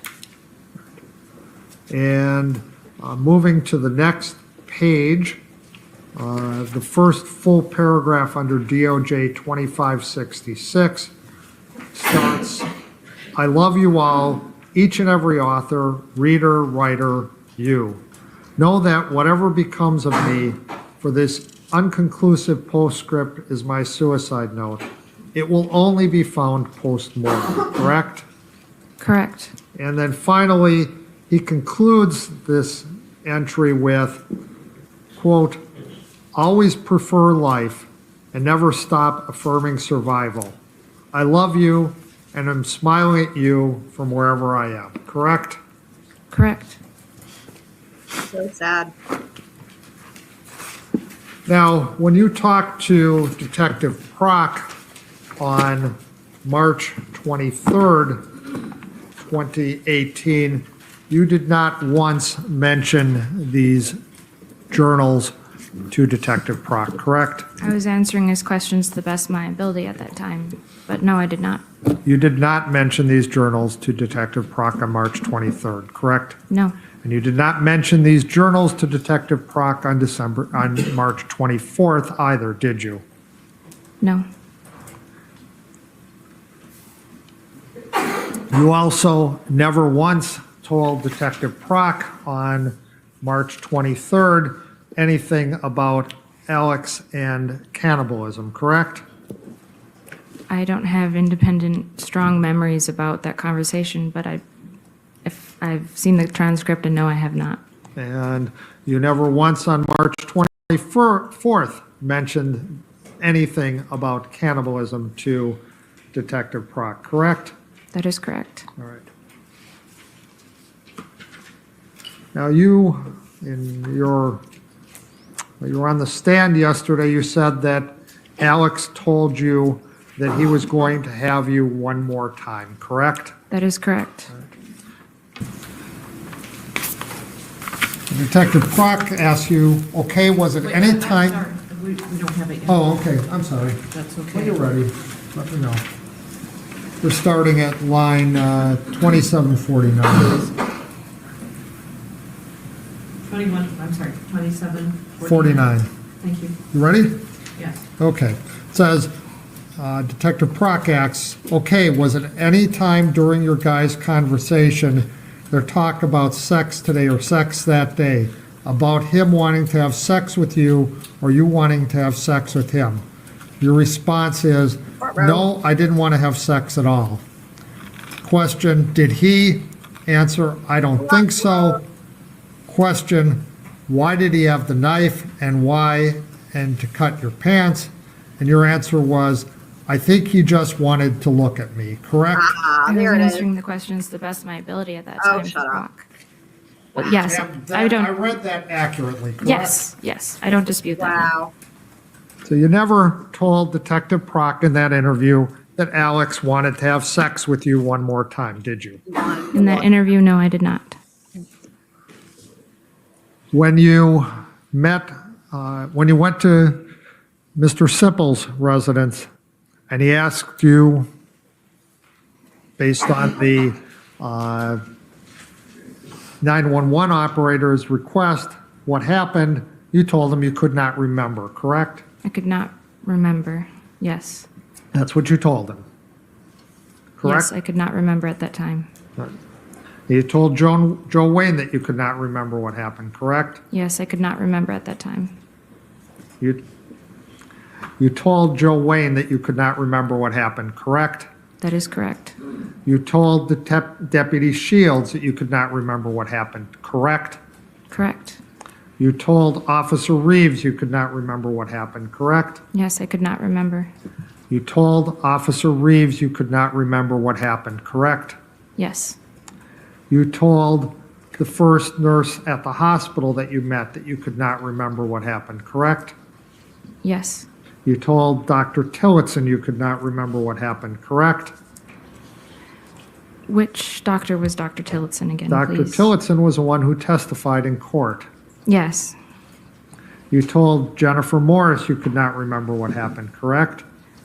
At that time, I don't have strong memories of who I talked to, but yes, I could not remember at that time. You told Jennifer Morris you could not remember what happened, correct? Yes. You told Kelly Swartos you could not remember what happened, correct? Yes. You told Detective Prock on March 23rd you could not remember what happened, correct? Yes. And until Detective Prock confronted you about finding the car on that, at the end of that mud road, you told Detective Prock on March 24th you could not remember what happened, correct? Yes. And then after Detective Prock confronted you with that, you told him what happened, correct? I didn't believe he was confronting me, but I started to tell him what had Ma'am, happened. Yes. I didn't ask for an explanation. I asked you, you told Detective Prock after he confronted you what you claim happened, correct? I told him what had happened to me, yes. And in that same interview, you told Detective Prock you could not get it out of your head what happened, correct? I couldn't get the fragmented images, the smells, the feelings out of my head, yes. But yes, I did say I could not remember or get it out of my head. So line 2499, you stated because it just was scary and I can't get out of my head, correct? Correct. All right. And Detective Prock says no, and we're sorry that you went through this. And then you respond, and it just keeps replaying and replaying and replaying, and I wish it would go away, correct? Correct. Oops.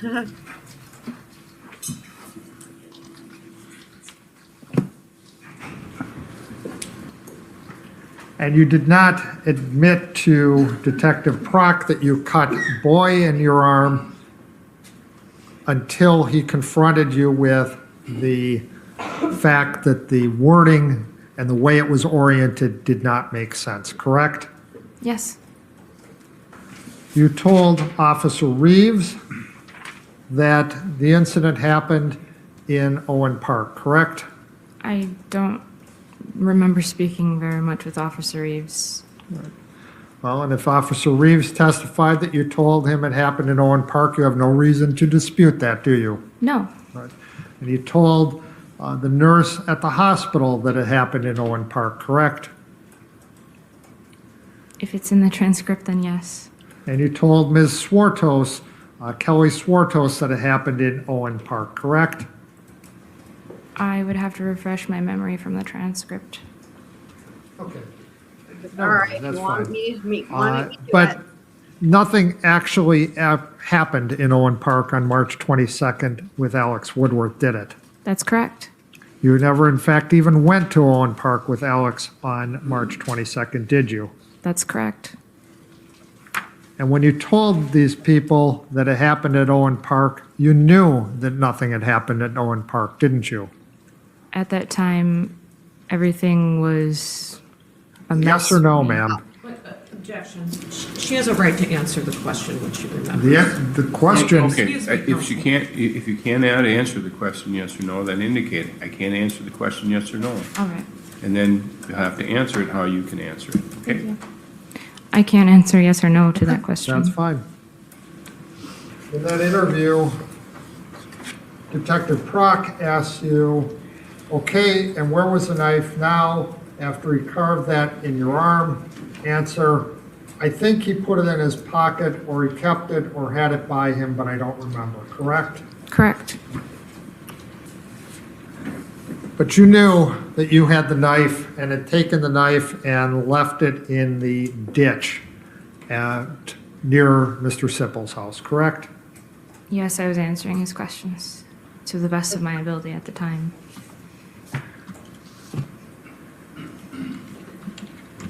Well, in fact, later in that interview, you admit that you had dropped the knife in the ditch somewhere, correct? Yes. You told Officer Reeves that you went to Racy's first on March 22nd before you went to Alex's residence, correct? Judge, this was reviewed yesterday, where Okay. she told Officer Reeves, so that's an answer. I may have. If I asked it already, I will not. Very well, go ahead and move on. That's fine. I'll just continue with another area. Ma'am, when you met with Detective Prock on March 23rd, 2018, you knew you were safe, correct? Yes. And when you met with Detective Prock on March 24th, 2018, you knew you were safe, correct? Yes, I knew I was safe. And you had met with Detective Prock before those two dates, correct? Yes. They met with him, in fact, on March 1st of 2018, correct? Yes. And talked to him about the John Hanson situation, correct? That is correct. And you answered all of his questions that he asked you about the John Hanson situation, correct? Yes. With no problems, correct? Yes. Yet on March 23rd, 2018, you told Detective Prock you could not remember anything about what happened on March 22nd after you left Alex Woodworth's residence, correct? The interviews, the 23rd and the 24th for me are one interview. Well, the start of those that one interview now that you consider it as, The way that he says that is amazing. actually, let's put it this way. You were in court when we played those two interviews, correct? Correct. All right. And in the first one, which we played just before the end of a day, you recall that you told Detective Prock repeatedly in that you could not remember what happened after you left Alex's residence, correct? Correct. Right. And you were present when we played the next day with Detective Prock the interview of March 24th, correct? Yes. And you agree that you repeatedly, again, until Detective Prock confronted you about finding the car, told Detective Prock you couldn't remember what happened, correct? I wasn't Judge, ready. This is repetitive. This question has been asked and answered numerous times already. I don't recall the specific question. Perhaps it has been, but again, because of the not finishing in one day, I'm going to give a little latitude. So go ahead and you can answer that question if you can. Overruled. And at that point in time, when you Mr. Dufour, talked to I'm sorry to interrupt you, but could you repeat the question for me? I thought it was answered already, so, oh, it wasn't? Okay. On March 24th, until Detective Prock confronted you about finding the car, you repeatedly told him you could not remember what happened, correct? Yes, I had said that.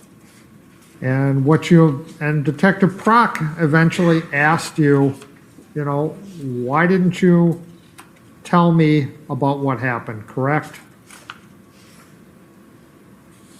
Would it be all right if I seen the transcript? All right, we'll get there. Page 55, line 2491, starting at 2491.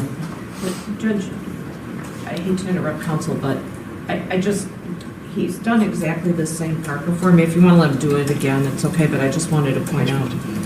Is this a different section? I'm not asking. You're going through a different section? Of page 55. Oh, I'm sorry, what line number? 2491. Oh, okay. Ready? So starting at 2491, Detective Prock, and you're just now, how come you didn't tell me this yesterday when we talked, Ezra? Answer, because I didn't. It's too scary, correct? Correct. And Ms. McCandless, what's too scary is that you knew if you told the truth about what happened that you'd be in fact charged with killing Alex. Isn't that correct? Oh, boy. That is not correct. Thank you. I don't have any other questions. Yes. Get it. Councilor redirect. Can we have a short break, please? All right, we'll take a 10-minute recess. Excuse the jury. After a morning break, it's 10:06 a.m. Mr. Nelson, go ahead. Judge, I understand this is Ms. Vishny's witness in the sense that she's been conducting the direct exam. However, plan is for me to do the closing argument.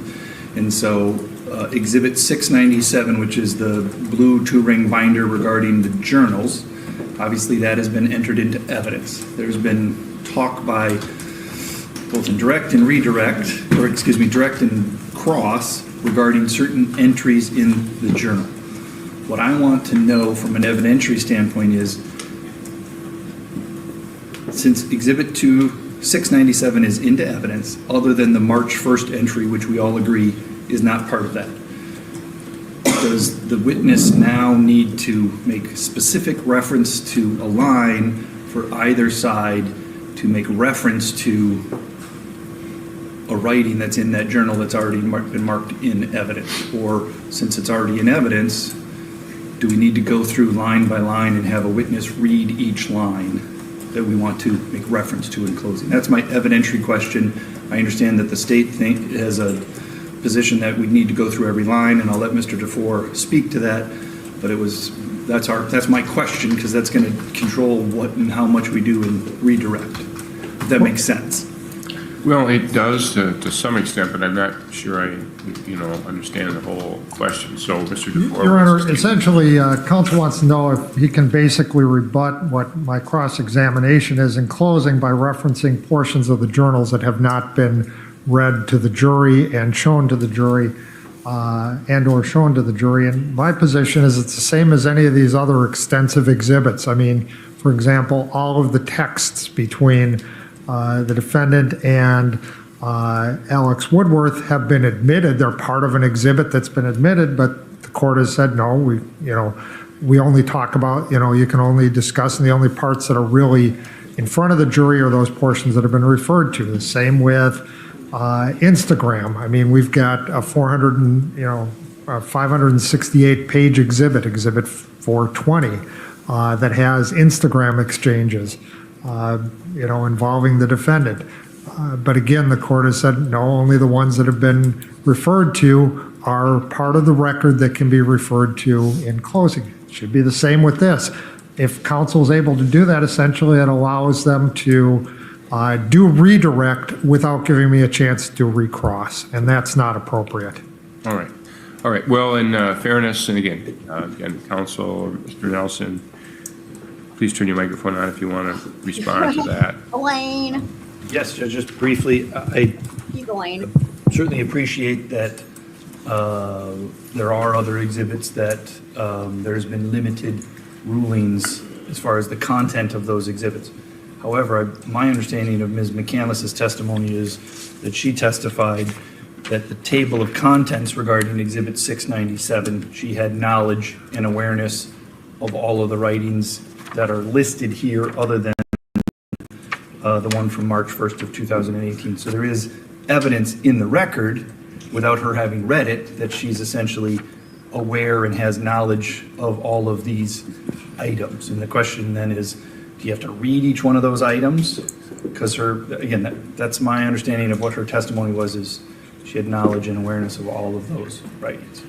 I don't expect to stand up in my closing and talk about these journals. I just want to make sure that we're not limited in a way. Well, here's how I see it, is that that pretrial order was entered in order to make sure that, again, that we boil it down to what you're actually intended to use so the state can reasonably respond to that. If it, again, with these larger exhibits, there's so much information that hasn't been brought to the attention of the jury, and I think it would be, particularly in this circumstance, it would be unfair to the state to refer to passages or writings in those journals that Mr. Dufour has not had a chance to, I guess, recross on if you bring it back on redirect.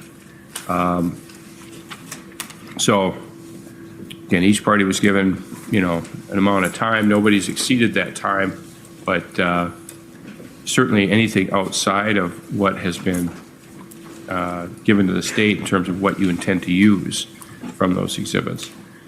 So I don't know if I'm answering your question. I don't know if it might be on my end as well, Judge. And so Exhibit 697 is what we intend to use. We've entered that, we've offered that.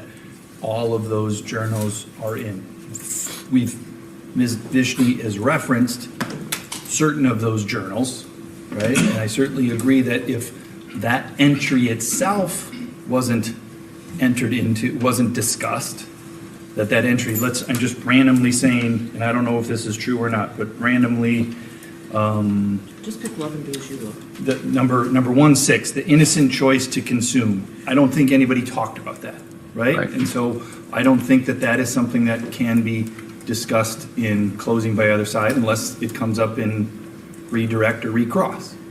However, something like come as you are, flaws and all, that's been discussed.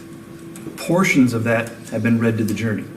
Not every line of that entry has been read to the jury. So is that entry, the entire entry, under the rule of completeness, something that either side can talk about, or do we have to read every word within that entry before we can talk about it? That's my question. I hate to interrupt. Go ahead. I'd like to just point out that there have been plenty of lines that I didn't ask to have read that were shown on the Elmo. Now, I don't know what the jury saw, but I didn't have two pieces of paper covering it. So there's certainly, although not been something a court reporter took down, that parts of those actual entries have been shown to the jury even though they weren't talked about. Just like journals of Ms. McCandless were shown to the jury. I mean, they were passed around, but I have had it on the Elmo. So we're only talking about specific entries that have been discussed in court. Like the entry itself, as opposed to each particular word. That's what I guess, and maybe I'm getting micromanaging it too much, but I think, is my question clear?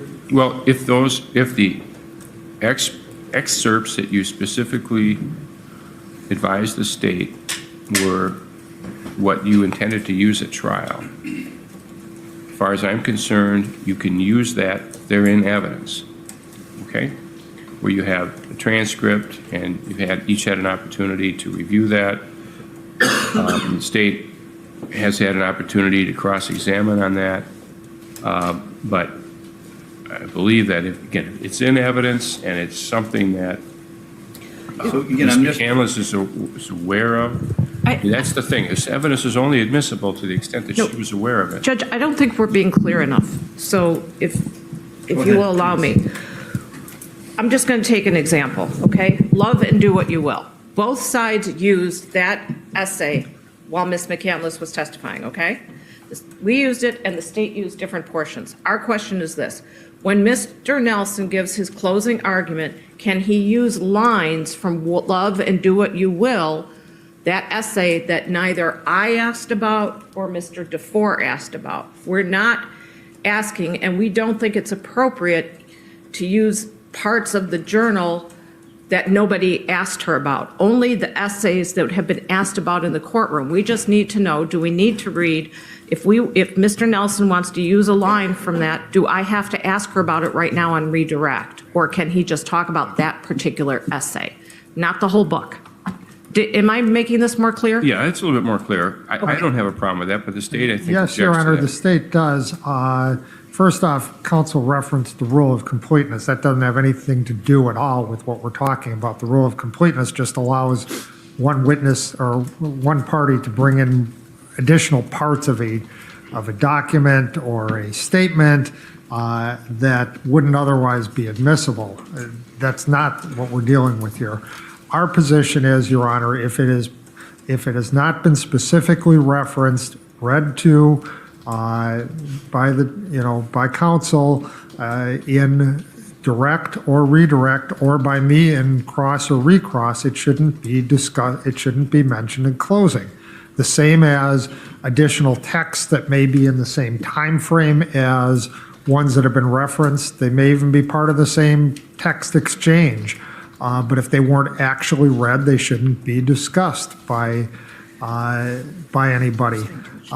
If they want to, if the court allows them to then do that, essentially the court is allowing them to have redirect of the defendant without giving me a chance to recross by saying, well, in cross-examination they asked about this, but ladies and gentlemen of the jury, during closing, there's also this on that. Well, that doesn't give me a chance to then rebut that with the defendant, and first off, to determine whether that was in her mind at the time, and secondly, to point out other portions of it, except possibly in rebuttal, which is, a much, much more limited opportunity to discuss it, and especially considering the amount of evidence that there is, it would be extremely difficult to be able to effectively respond to that in rebuttal. It's easy to do it. It's much easier to do it now when they do it on redirect and I have a chance to recross it to deal with it because I have more time to do it. But if you're trying to listen to closing arguments and then trying to read, journal entries at the same time and, find responses to that to give in a rebuttal afterwards, that would be extra from the amount of paperwork that there is with this. That would be extraordinarily. I think the argument that he made about how comparing it to the text messages was a really good argument, right?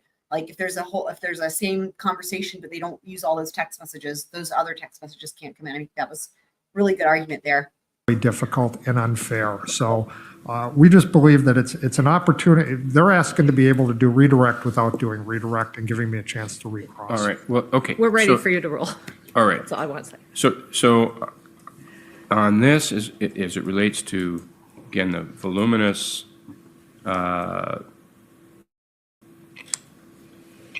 data extractions from disks, phones, the cloud, all of that, as well as these journal entries, because again, it is there's an enormous amount. I think that is the only way to manage it, because if there's objections that this is fact, not in evidence, and so on and so forth, it's going to make closing arguments messy. So if you do want to, if there are specific journal entries you want to refer to in your closing, then you need to take them up on redirect if you haven't already. All right. Thank you. Okay?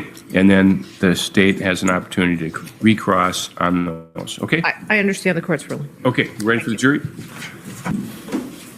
Ezra, the first thing I'm going to ask you about, the prosecutor asked you some questions regarding Mr. Sipple and if he seemed familiar to you. Do you remember those questions? Yes, I do.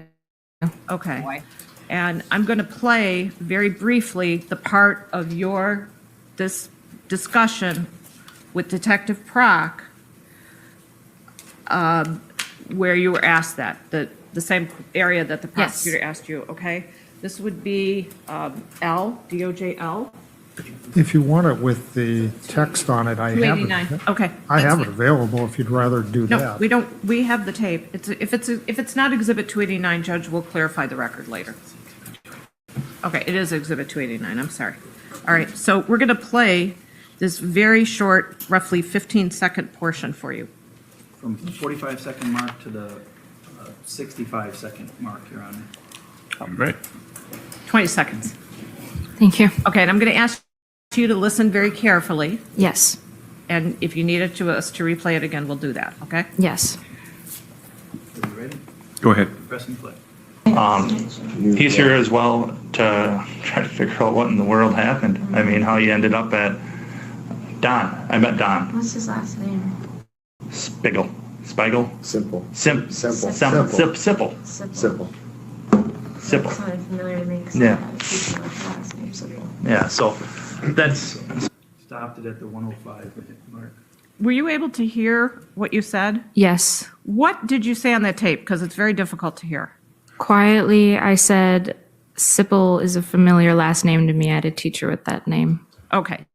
So it had nothing to do with actually being out in that area or knowing. No, the I Mr. had no Sipple. idea where I was or who he was. Okay, thank you. All right, my next question is about this. The prosecutor I want to know, did anyone go and check and see if there actually was a teacher named Sipple? asked you about one particular text that you sent to Jason Mengel where you said Alex was afraid of you, Yes. right? And what did you mean by that when you texted Jason? During those messages, it was at a time when I was very frustrated with the situation and things Alex might have been saying at Racy's. And out of frustration, I just said, Alex is afraid of me. And what I meant by that is that I know Alex very intimately. And like anyone else, he spoke a lot about his coworkers. I didn't mean he was physically afraid of me in any sense, just that if I had to, I could expose him for all the things he was saying about others. Okay, so it was kind of What? He spoke a lot about his what? afraid of that you would gossip? Yes. Would that be kind of a reasonable explanation? Yes. All right. That didn't make any sense because she was just trying to say that he was a gossiper, which we know is absolutely not true, that he was the opposite. He was incredibly private. But why are you trying to... Okay. Then I just have a few questions I'm going to ask you about the journals, and I'm going to have counsel help me put it on the Elmo while I'm asking you the questions, okay? Yes. Oh, Elmo. And that way I think it'll go a little quicker. Okay, I'll do this here so you don't have to look up at the screen. Thank you. Okay? All right, so I'm showing you what's been previously testified to from the past, okay? Yes. All right, now, can you please read to the jury the underlined part at the end of DOJ 2485 before it says again DOJ 85? Yes. Yet, as much as I lost it, I got my flesh back. I found death in another, and it was so incarnated in my power. My hands ran over her skin, pushing, pulling, groping for her, desperate to make her as mine as I was hers. I could pull her close. Was this written about you? Yes. Okay. And then later on that page, I believe that I already asked you this part. I saw cannibalism where you asked to be seen erotically, and then you asked by the prosecution, the next line, I was too Hegelian, or I call it such now, you were my master. But I would like for you to also, after you said you were my master, I was your slave, can you please read the last line that completes the thought in that paragraph? Yes. You ask for the reverse to prevent Maybe they were just trying to bring sexy back, you know what I mean? the fear of death that took hold of me. You asked not to be death, but tomorrow. Okay, so that concludes that. The next one will be from Delige et Quo v. Fock, tab 2 in the second set of tabs, or in other words, what we call love and do as you will. Can you give that spelling to the court reporter? Yes, it's DILIGE,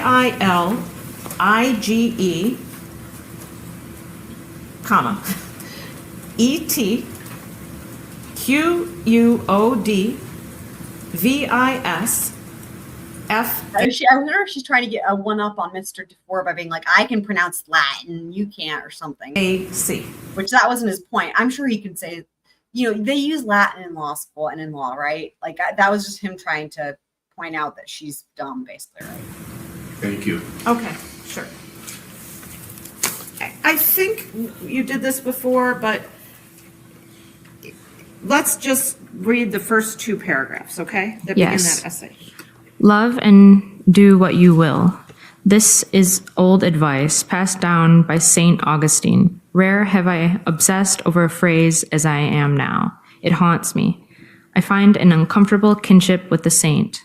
My life fits into a confession of sin, of belief, and of limitation. Every word, every breath, every sigh, and every laugh is a letter of love to you. I weep and pray, begging for forgiveness, because I really do love you, but I am unworthy. All right, and then going down the page, right where it says DOJ 2483. Yes. Can you please read that first paragraph that we didn't read before? Yes. Over time, our monsters become us. The abyss spreads, contaminating all. Is it perhaps funny that this very guilty of being is what I am most grateful for? I thought I was born a monstrosity, unholy revenant. But that is only half true. I have met monsters, humans possessed like me, albeit God. in their own way. I continue to seek redemption, but no longer believe I am evil. I feel guilty, but no, I am not wrong. Okay, thank you. Then the next. I don't know what the point is of having her read that, unless it's again because of that thing about how if they want to use it in closing. But still, like, I don't see how that helps them. Essay. Well, let me ask you this before I get to the next essay. Yes? Okay. The prosecutor asked you Yes? about a bunch of questions about cannibalism and power, right? Yes. And I think what he asked you, and I'm paraphrasing, so it's not going to be the exact words, is he said that Alex never connected cannibalism with having power over you, correct? Correct. And he questioned you about Alex not saying in his journals or his text anything about cannibalism, right? Yes. And about not saying anything about having power over you, correct? Yes. Now, I'm going to turn your attention to an essay written on January 10th, 2018 called Giving Space. Yes. I'm familiar with that one. DOJ 2546. I think he has no trouble finding the right tab whenever it's on direct or redirect. Yes. Counsel, page 50, second to last sentence to the bottom. Just give me a second here. Sure. Second last, yes. Second to last line. Can you read the second to the last line? Or actually start with the one before with the word say. Say that I come to absolutely know you, but you do not know me. This I gain complete power over you, and you will lack the ability to resist me. Would you like me to continue? Please.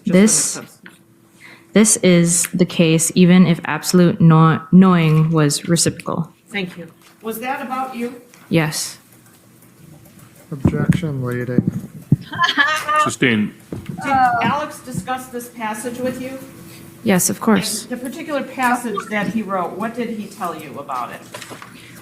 The name of the passage, what was that again? It's called Giving Space. Yes, we spoke about this one often. He titled it Giving Space in particular because of I was still in a relationship with Jason at the time. I'm sorry, I'm just so annoyed because she says about all of them. We spoke about this one often. She says about every single thing. And as he writes in this passage and a few others, he writes about how he necessarily didn't want to give me space, but he was willing to do so, and at times he did give me space. Did he express at all that he wanted to have That doesn't make power any over sense. you so he didn't have to give you space? Objection leading. Sustained. And that's dated November 24th. Yes. Okay. In To Be Thanked. Meanwhile, if that's even true, she was telling some of her friends at that time that, as she often did, that she's wants to break up with Jason because Jason's the worst and this and that, whatever. But yet even Alex is of the understanding that he has to give her space, according to her, that because of the fact that she's in a relationship. So anyway. On the second paragraph. Yes. Okay, can you just write, you might as well just read the whole second paragraph. All right. I think it's easier to set in context. So, imagine my surprise at being thanked for a gift I didn't even know I had gave. Thank you for loving me.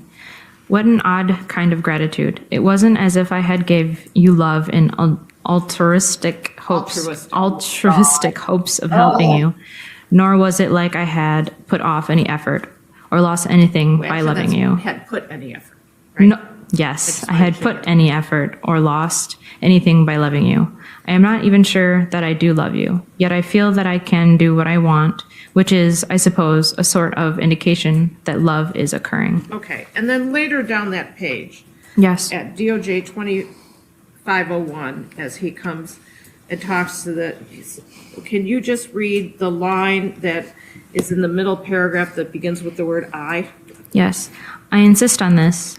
I was only doing what I wanted. That you got something out of it was a plus, and this, I swear, is at least half of the truth. All right, and then finally, going to the bottom of that page, at GOJ 2502, the sentence that begins again with the word I. Yes, I am caught between doing as I want and obeying one another, responding to another's desires. Would you like me to finish? Sure. And so, quod vis fact is only half the answer. I may be doing what I want for my own sake, but part of this is doing what you want for your sake. Okay. You were talking to Detective Prock, and I know you have no independent memory, so I'll just show you the transcript in order to assist you, all right? Thank you. That would be Exhibit 290, Counsel. Let me ask this. Do you... Sorry about the change in volume. That's because she's going to and from the microphone, and that's nothing I can do about that. I will show you this. What page, Counsel? I'm going to start actually at page Wandering 15, attorneys. line 272. Okay. Wandering Thank you. all over the place, and Do you see here that Detective Prock said, when you see the things that have happened in the past, what do you mean? Yes. Do you see that he asked you about that? Yes. Okay, and can you just read the jury what your answer was? Respondent. In the past, I've felt kind of uneasy about certain things he's talked about and stuff like that. And then you were asked, like, by Detective Prock, like, what he has talked about? Yes. And what did you say? Respondent, just kind of his way of thinking. Okay, and he says, okay, and then what do you say then? You're continuing your sentence. And stuff, because he likes to think about philosophy a lot. And Detective Prock again says, okay, and then what did you say? I said, and I don't really agree with the philosophies that much, because they're just they're very negative philosophies. It's a kind of like take as much as you want kind of philosophies and stuff like that. All right, so you did bring up his philosophies. Yes. What's more in your mind, his written words or your discussions with Alex? Our discussions. Were the discussions much lengthier than just reading what he wrote? Of course, after we would read something together, then we would have a long hours, sometimes early into the morning discussions about what certain things meant or just our views on these things. And yet you were still confused, weren't you, Ezra? Okay, I have no further questions. All right, Counselor, ready for redirect? Yes, you are. I think you mean recross. I mean, recross, you're right. Thank you. Yep. Let's actually start with, do you still have Exhibit 697 up there, or did you ever have that? You didn't have? No, I brought it back. Okay, that's all right. Judge, I'm gonna object to anything that's not within the scope of the selections that were. I don't intend to ask anything that's not in the scope of what was asked. Thank you. Okay. Very good. Thank you. So I'm giving you Exhibit 697. Thank you. I love this judge. Let's start at tab 8, to be thanked. When you're there, let me know. To be thanked is tab 6 There we go with the freaking in tab. mine. Oh, I'm sorry, you're right. Thank you. Tab 6. Yes. All right.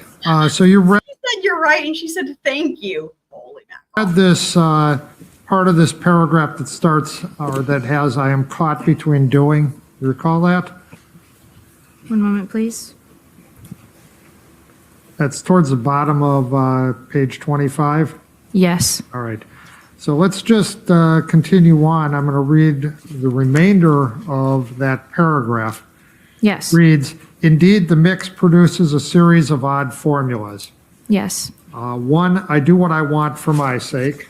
Correct. 2, I do what you want for my sake. Correct. 3, I do what I want for my, I don't do what I want for my sake, correct? Correct. I don't do what you want for my sake. Correct. I do what I want for your sake. Correct.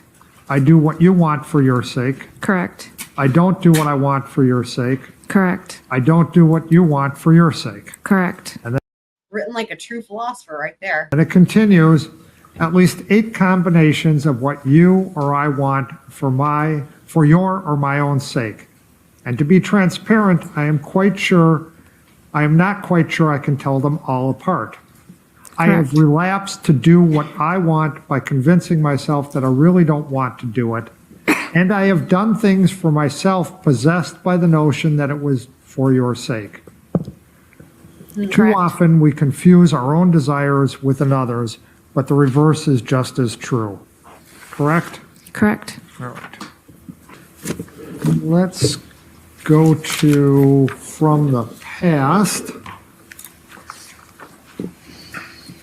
which would be tab 4 of the second set of tabs. This, when you're there, let me know. I'm there. All right. The full title of that is, by the way, From the Past, quote, memories, close quote, / November 2017, and then paren, reworked from July 24, 2017, close paren, correct? Yes. And you did not know the defendant, I'm sorry, you did not know Alex on July 24th of 2017, correct? She did. Yes. You, in fact, I think your testimony was you met him in August of 2017, correct? I don't know if that is correct. I'm sorry, I don't remember at this point. Oh my God. So wait, she doesn't remember. What about the big August 8th cannibalism? Holy shit. So this is the one that came up in direct, and we mentioned this. We were like, wait a second. She's trying to say this is about her, but it was initially written in July. And that was when we were still like thinking, yeah, she definitely met him sooner than she's saying. And that was before that was even confirmed from Jason's interview. Let me back that up. Oh man. Oh boy. Paren, correct?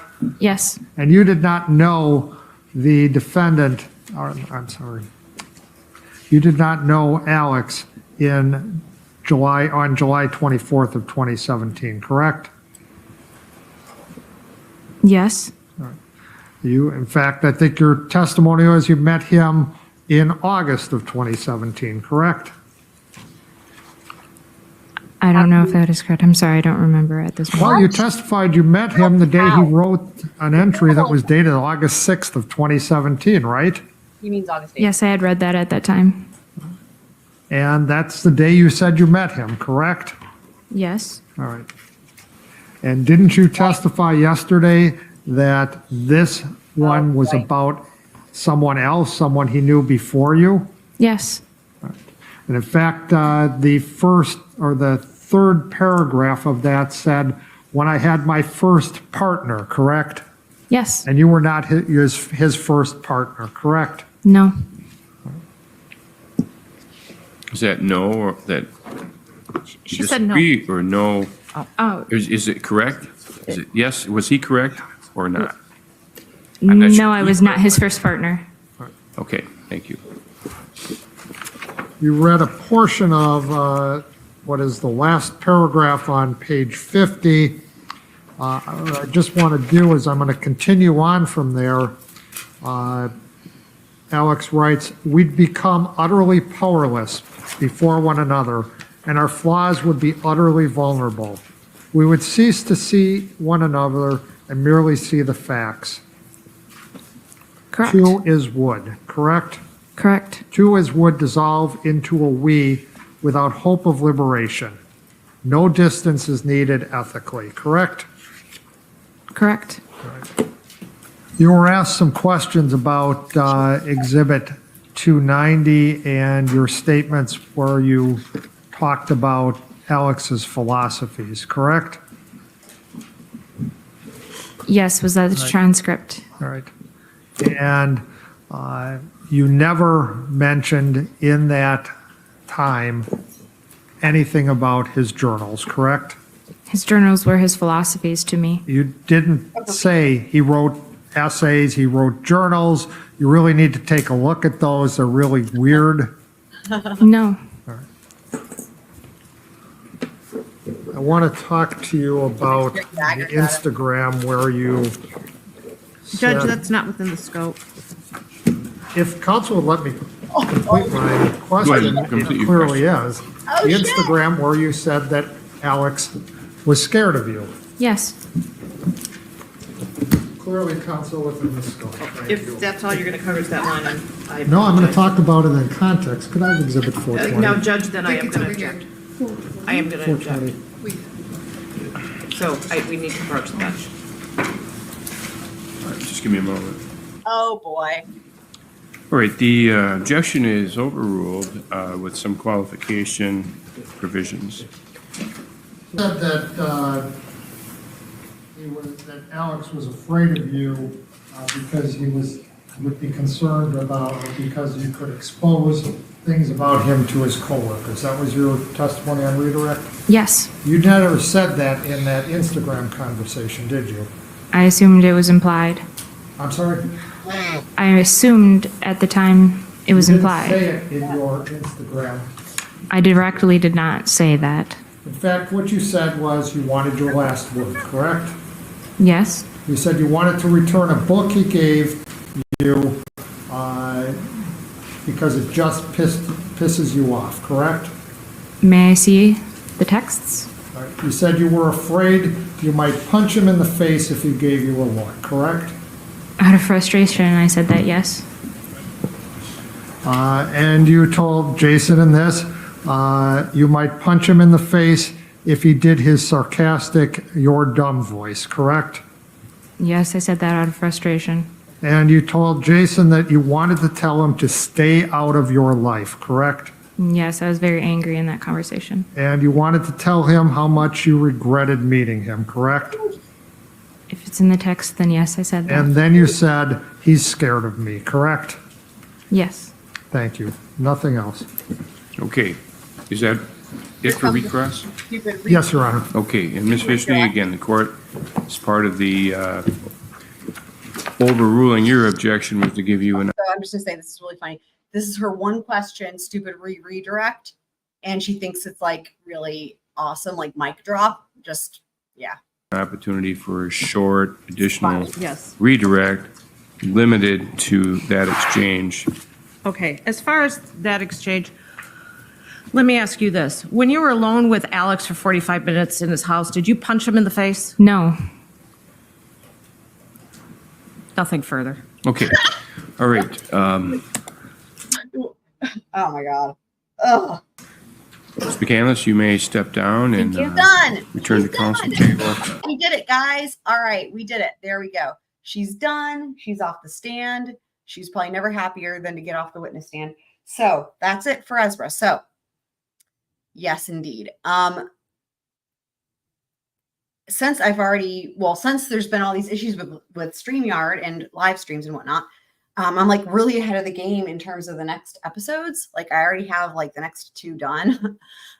So I actually, it's funny because now I'm like seeing things that are really interesting that will be coming up from her expert witnesses that were referenced in her testimony. So anyway, so that's what will be coming up next. I've got some other things I want to do as well when we've got more people joining us. I know this one was impromptu, mostly because I wanted to just test it out and see if it was even going to let me live stream. And since it was working, I was like, may as well go ahead and take the opportunity while I can, since it's working and people can hear me and it's not booting me and the like. So, but that way we can get kind of back onto schedule versus being, thrown off by the things not working. So anyway, so tomorrow the plan is to do Kohberger. Now here's the thing about that. So we want to finish the rest of the hearing. But there's been like a gazillion new court filings that have come out just in the past couple of days. And I don't think anybody's even covered them yet, but they're all having to do with the motion to strike the death penalty. And they're really interesting. I've started reading through them a little bit. They're really interesting. And so I don't know how many we'll be able to get through. We're going to get through as many as possible, especially the ones that are, more salient. But they're going to have a hearing on it. And one of the court filings is, you probably guessed it, but, expert witness disclosure for some experts there. And so tomorrow we will be doing that. And then the next Ezra episode will be Monday. And the reason is just because, again, I already have the episode done, but I guess I'm going to give people, I know for replay crew and rewatch crew, they'll probably want an opportunity to catch up on this episode first before the next Ezra episode. And that will be another longer one, I believe. The defense experts are on the stand for a long time, way longer than any of the prosecution's witnesses. So they have a handful of them and they're on the stand for quite a long time. So that'll be the next Ezra episode. And actually, we're not even gonna be able to fit all of the defense experts in because there's more. So we're going to fit most of them in, if I recall correctly. So anyway, but there's some interesting things that will be happening with that. And one thing to look forward to is that the state has a rebuttal case. We'll see that. It's not very often, right? I love it. It's a similarity to Murdoch too there with the rebuttal. So there is a state's rebuttal case. So we have that. And certainly they will have be working through jury instructions as well soon. So that's all coming up to look forward to. Hopefully, fingers crossed, the StreamYard issues what's the right word? The wrath has concluded. They've done their worst, and maybe they're gonna ease off. I'm just happy I was able to finally get this stream done and that it worked. So, but hopefully that will remain to be the case rather. And so that's about all for this one. Is a short stream, relatively speaking, but so. Thanks, as always, for watching. Thanks for being a squirrel. Love you guys, and I will see you on the next one. And one last Sharkweasel for the road. And I'll go ahead and roll the outro.